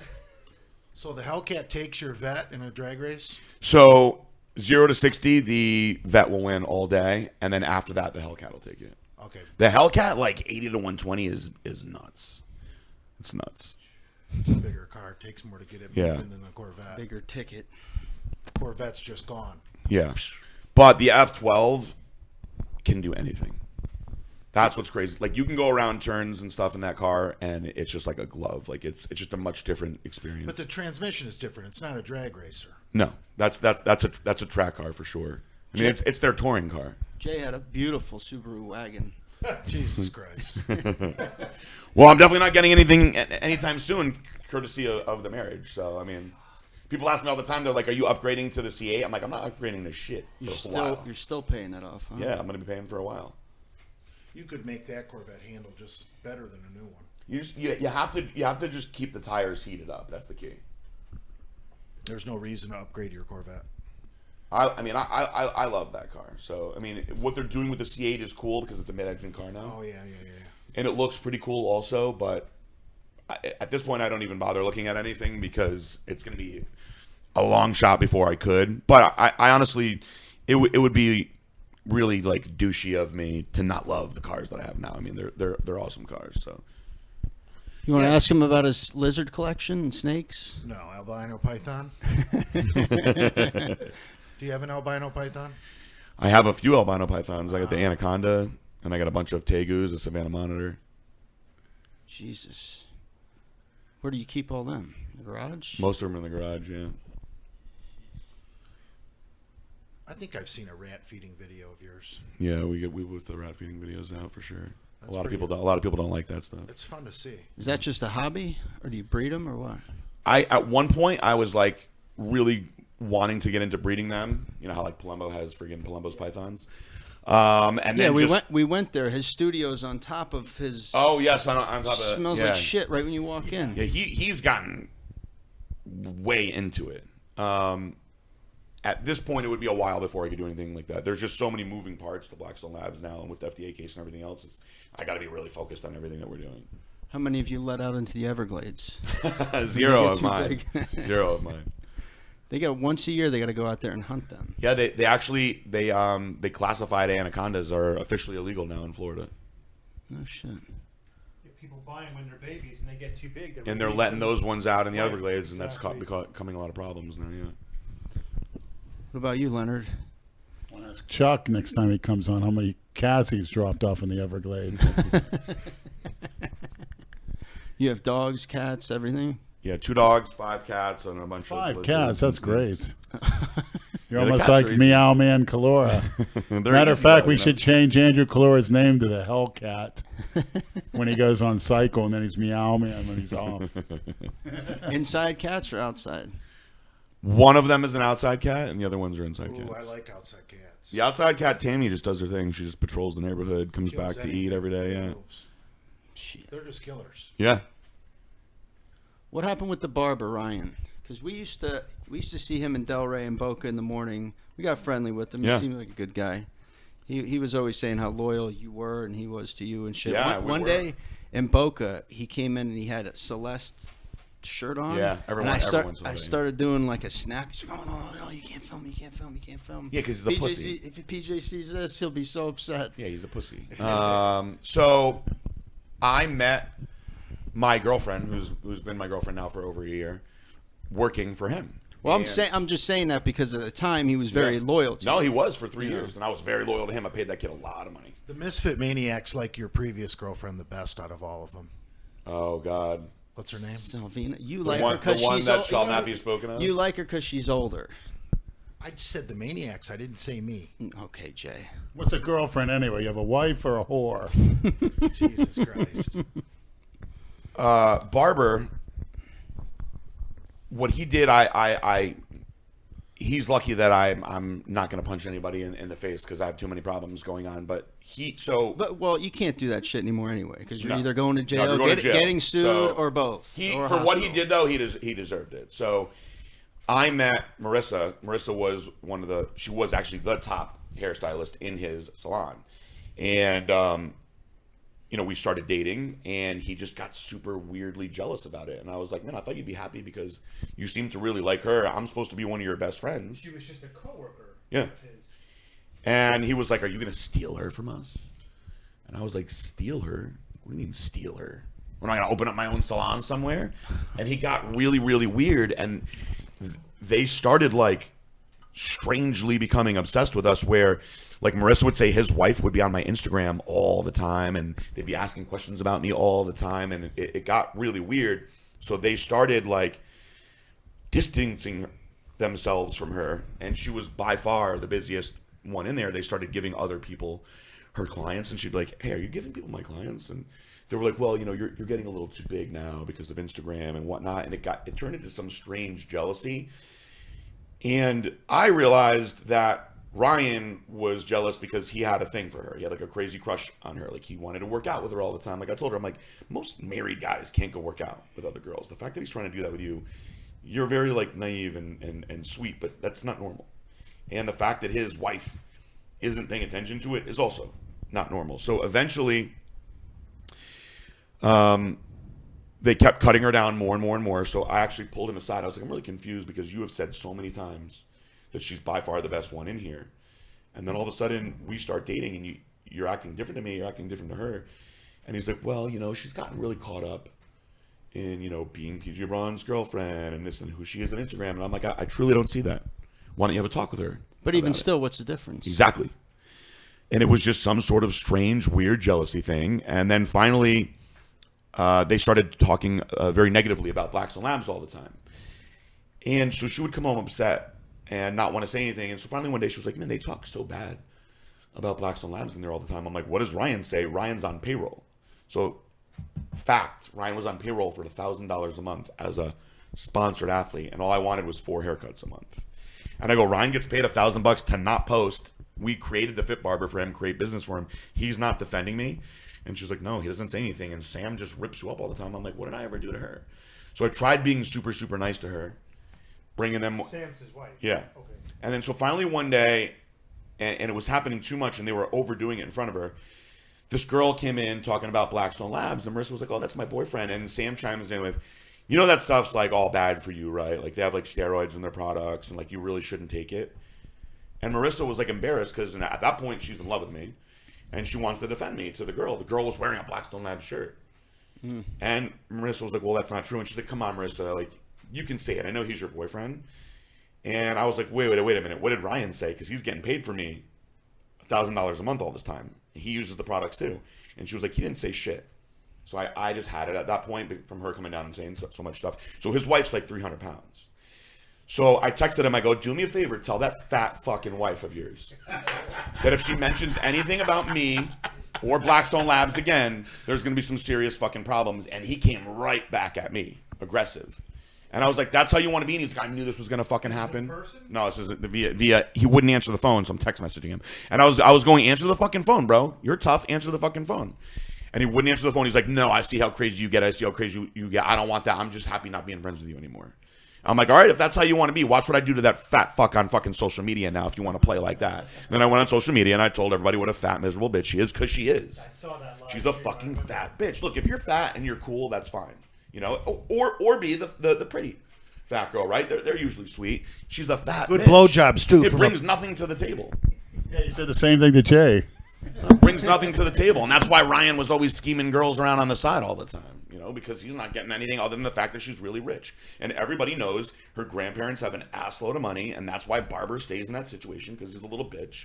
So now that I don't do anything with them anymore, I have no problem telling the truth on that story, though. And the first thing he did after that was go walking around in a Celestial Bodies shirt, which is just such a low-blow little, like, pussy thing to do, It's like, give me a break. And you haven't seen him since all this. No, he won't come anywhere near me. But like I said, it's not like I can do anything. Like, what can you do? Celeste sells shirts. She has like shirts to go with all the leggings and the pants and stuff like that. Because I follow her on Instagram. It's a complete bore. Yeah, okay, Jay. I do. It's just boring as fuck. It's all promoting product. Yeah, she went through a phase where, when we first got married, that she was like super into training and fitness, and she still had a little bit of like the WWE like, star status going, and I thought that she was really hot. I was married to her, and then afterwards, she just went into some weird, like she actually went through a rough time with drinking too, and she had told me that she went to rehab 3 times and just couldn't kick it, and she went through some weird depression. Also, she took all her extensions out and shaved out of her head, and started getting tattoos like crazy, and went into some weird, like almost like gothic type of thing. That wasn't while you were with her. That was after. No, that was after. Yeah. Yeah, she's kind of a hipster. Yeah. Those are gothic tattoos, Brad. She has I think tattoos of they all look good. women on her arms. They got a very like lesbo vibe going on now. Is she bi? A bunch of people have told me that she's hung out with like different lesbian girls. She used to make jokes about it all the time, but maybe she was. All women are bi if you have enough cocaine and money. That's right. Ah, man, that's a fucking nightmare, huh? Yeah. Don't get married. Prenup if you do. I can't believe you got fucked that bad. say, Not having a Prenups are kid. not airtight. Not in Florida. She can No. say, "Oh, I was under duress when I signed it." Psychological duress. It's I was pressured into signing it. it's by no means 50-50 at all. And really, how is it even fair that it's 50-50 for an 18-month marriage when you were responsible for 90% of the income? You don't hear the feminists talking about this though. No. God bless Dale Chance. His wife's not a feminist. They're still married, beautiful family. Case closed. Way to go, Lenny. Backstab me. Way to support your good buddy Jay. Sound allowed to compliment Dale's family? No. Order 66, Big Lenny. All right, my girlfriend's starting to freak out. Mick Jagger told his girlfriend they were going on an exotic wedding vacation, and he married her somewhere where the wedding isn't valid. The guy's a genius. Really? That's hilarious. Mick Jagger, he still got it. Brilliant. They're still touring. All right, PJ, you want to wrap this up? Yeah, we can wrap it up. We had some good content here. The fans are going to love this. Yeah, I hope so. Yeah, It was I fun. loved it. Took us long enough. 60 episodes. Yeah, you're probably one of the most requested people. to Really? have on. Oh, yeah. that's good. Yeah. No. You know who they want on next? Jane. I'm getting a lot of messages to after get Jane after on. this one, they're probably going to want her even more, too. Who? After this episode, they're going to probably want her even more. They I want will Jane on. voluntarily give up my microphone and not be here for Jane. They want Jane on, but without Jason. Okay, sounds good. So Is there truth to the story about... We might be able to train her. Jane told me on Halloween, she had a You Halloween sick party. fuck. That I think she said that Jay showed up with a machete. True. And that you guys were both like shit-faced out of your mind, scaring people at the party, and that she asked you to leave and that you wouldn't leave. He went as O.J. Simpson. It was a Halloween party. She didn't know who the characters were when she was telling me this the story. OJ, man, my hero. Even trying to eat her ass. Jane liked everything until her mother got real uncomfortable with the machete. He showed up at the party with a machete, and the first thing he says is, "I'm here to kill white women." So, well, I was in character. well, we knew that. No, they asked us nice to put the machete in the car, and everything was fine. Okay. They did. I believe you. What else did she tell you? Well, Jason was egging her on that night when they were telling me that story, and everything was fine until we were gone. And she was saying that Jason needed more positive influence in his life, and if I would come back around and start helping him again. What is she trying to say? that we're a bunch of degenerates. Well, Yeah, she said, PJ, you were supposed to be there. Yeah. well, she said that she always liked Andrew, but that Andrew had disassociated himself with Jason. And she didn't really say anything about Lenny. The shtick with Jason has gotten old. I can't do it anymore. Yeah, I I get used it. to. I used to be able to do it. Yeah, Go I film get the it. bullshit fake workout videos. Hats off to Brad. I cannot play along with that Takes the shtick prize for anymore. biting the hand that feeds you. Yes, Over anybody I've ever absolutely. seen or heard about. Yep. It was genuine at the old Delray It Fitness. was. I absolutely. We were there for. It was 100% genuine. That guy will burn a bridge with somebody for $15 PayPal. I used to think it was sad, but now I find it to be kind of disgusting, to be honest with you.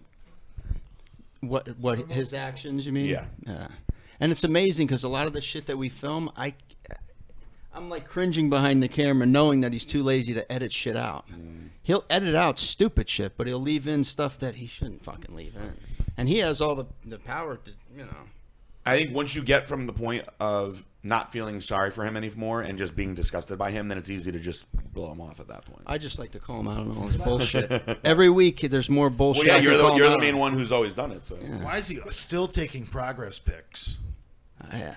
I'm curious. We should take bets on who's going to be next after Tony Hughes. That's probably the most interesting one. Once that bridge gets burned, who knows? It's amazing that It's becoming harder and harder for him to find people who don't know anything about the saga. I'm surprised Tony took the bait. But like I said, Yeah. he is. Very nice guy. He's supposed to be in town in a few weeks, right? Yeah, he is. I'm looking forward to him coming down. When it's all said and done, he'll be calling him a liar, a backstabber, Yep. and a piece of shit. And then, we got to get him on the podcast when he's here. oh yeah, it's a Yeah, good Tony idea. was nothing but nice to us when we met him in Yeah, Vegas. he's great. He's an awesome Yeah. guy. He was a really good guest on my podcast too, and he'll talk about all kinds of great. Where do you do your podcast? So we have a podcast room. When we were in between the moves, we had to do them. We did them out of my guest house for a little while, but now we're back in the podcast room again. Okay. And how do people find it? Where can they go? Is there a Well, website? the podcast is Ask PG Braun, and it's on iTunes, it's on SoundCloud, and we always put them up on the website too. okay. Once a week. For the most part, yeah. Sometimes with my travel, we can't do them every week, but I would say for a normal 52-week year, we're probably putting out at least 40. Stuff. Probably a good 40 weeks worth of episodes in a year. How long do you go? If it's just answering the questions, it could be as short as an hour, and if it's a guest, also, it could be 2 hours. 2.5 hours. We did a long one with Derek Poundstone and That's Rob cool. Kearney, World's Strongest Gay. Those two guys on there. That was a long one. It was really good. Rob Kearney's the one that's gay, right? Yes. He just said world's strongest World's gay. Strongest Gay.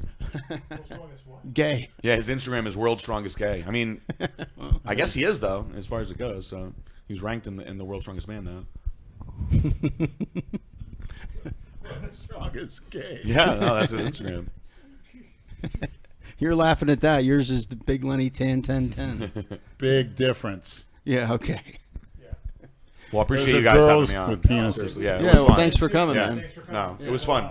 Somebody was like, why haven't you done the podcast chat? And I was like, they haven't asked. So as soon as you asked, I said, yeah, let's do it. So, Yeah. cool. Yeah, we appreciate It's it, good. man. It's a thank you, good guys. platform to get your name out there, and we're also gonna be introduced to your fans. That's right. And hopefully you guys can help me build my business since Jason failed at it. There you go. Jay, what about us? The more people you network with, just getting your name out there is good. Yeah, it's absolutely. So, I think that there probably are some small percentage of people that think that we did use Jason to get views, and we thought that we would do something positive with Jason that would influence people in that demographic. Well, he thinks so too. But you can either say that we tried for too long, but I can promise you that far more negative came in the end of that. It always does with him. Far more negative came in the end of that. But he's had every single opportunity to be someone who has 500,000 subscribers. Yeah. All he's had to do is just Not burn bridges. Yep. not burn bridges and follow the protocols that are given to him by people who know what they're talking He about. finally got into shape, which he has the ability to do it. Right. If he sticks to a plan. But like you said, you got to be on him 24/7. Tony, It would has- shock the world. Tony He has wants me no- to call him. Tony has no idea what he's getting himself into. But he'll see. No, he'll find out. Yeah. If you were using Jason, you would have used him as clickbait on the thumbnails, with him Absolutely. looking like a retard, and you never did. No, that. we never did. We never did. That's how you use people. Yeah, he was just like he was just a member of the cast of characters that we had regularly coming around. And What does he call it? A symbiotic relationship? yes. He used me and I used him. It's symbiotic. Okay. Whatever. Anything else, Leonard? No, thank you, PJ. Very interesting. I'm like a sponge. I don't know what to say. I appreciate it. One Do of you the have any times I- athletes competing in the Olympia or Arnold? Any of that? Keon Pearson competing at the Olympia, so we're super excited for him. He's classic bodybuilding, won New York Pro. So That's a big show. Yeah, of course. Yeah, we do a real big booth at the Olympia. It's a fun one. For New us. York Pro is big. Yeah, time. it'll be fun. So That's one of the bigger ones. yeah, New York. So it's the Olympia, the Arnold, and the New York Pro. I knew it. Have you ever heard of the Las Vegas Lounge? Have you ever gone when you go out there? No, what is the Las Vegas Lounge? Lenny, you want Hit to? it up. It's pretty good. I liked it on Vegas. Is it like the Cat House? Mike Tyson was there. Yeah, similar. Yeah, More variety? definitely. Okay. That's what we all About need. 8 inches worth. More variety. Variety. Awesome. All right, well, I'm going to get home before my girlfriend All right, starts PJ. panicking. Thank you, guys. Dude, thanks for coming, man. All right, man. What do you want to hear, Leonard? I do. I will too. Want to hear the Corvette take off. You want to suck his penis on the way out. A car date. I don't have When do you anything guys pulled put it up. up? Tomorrow. Good night, everyone.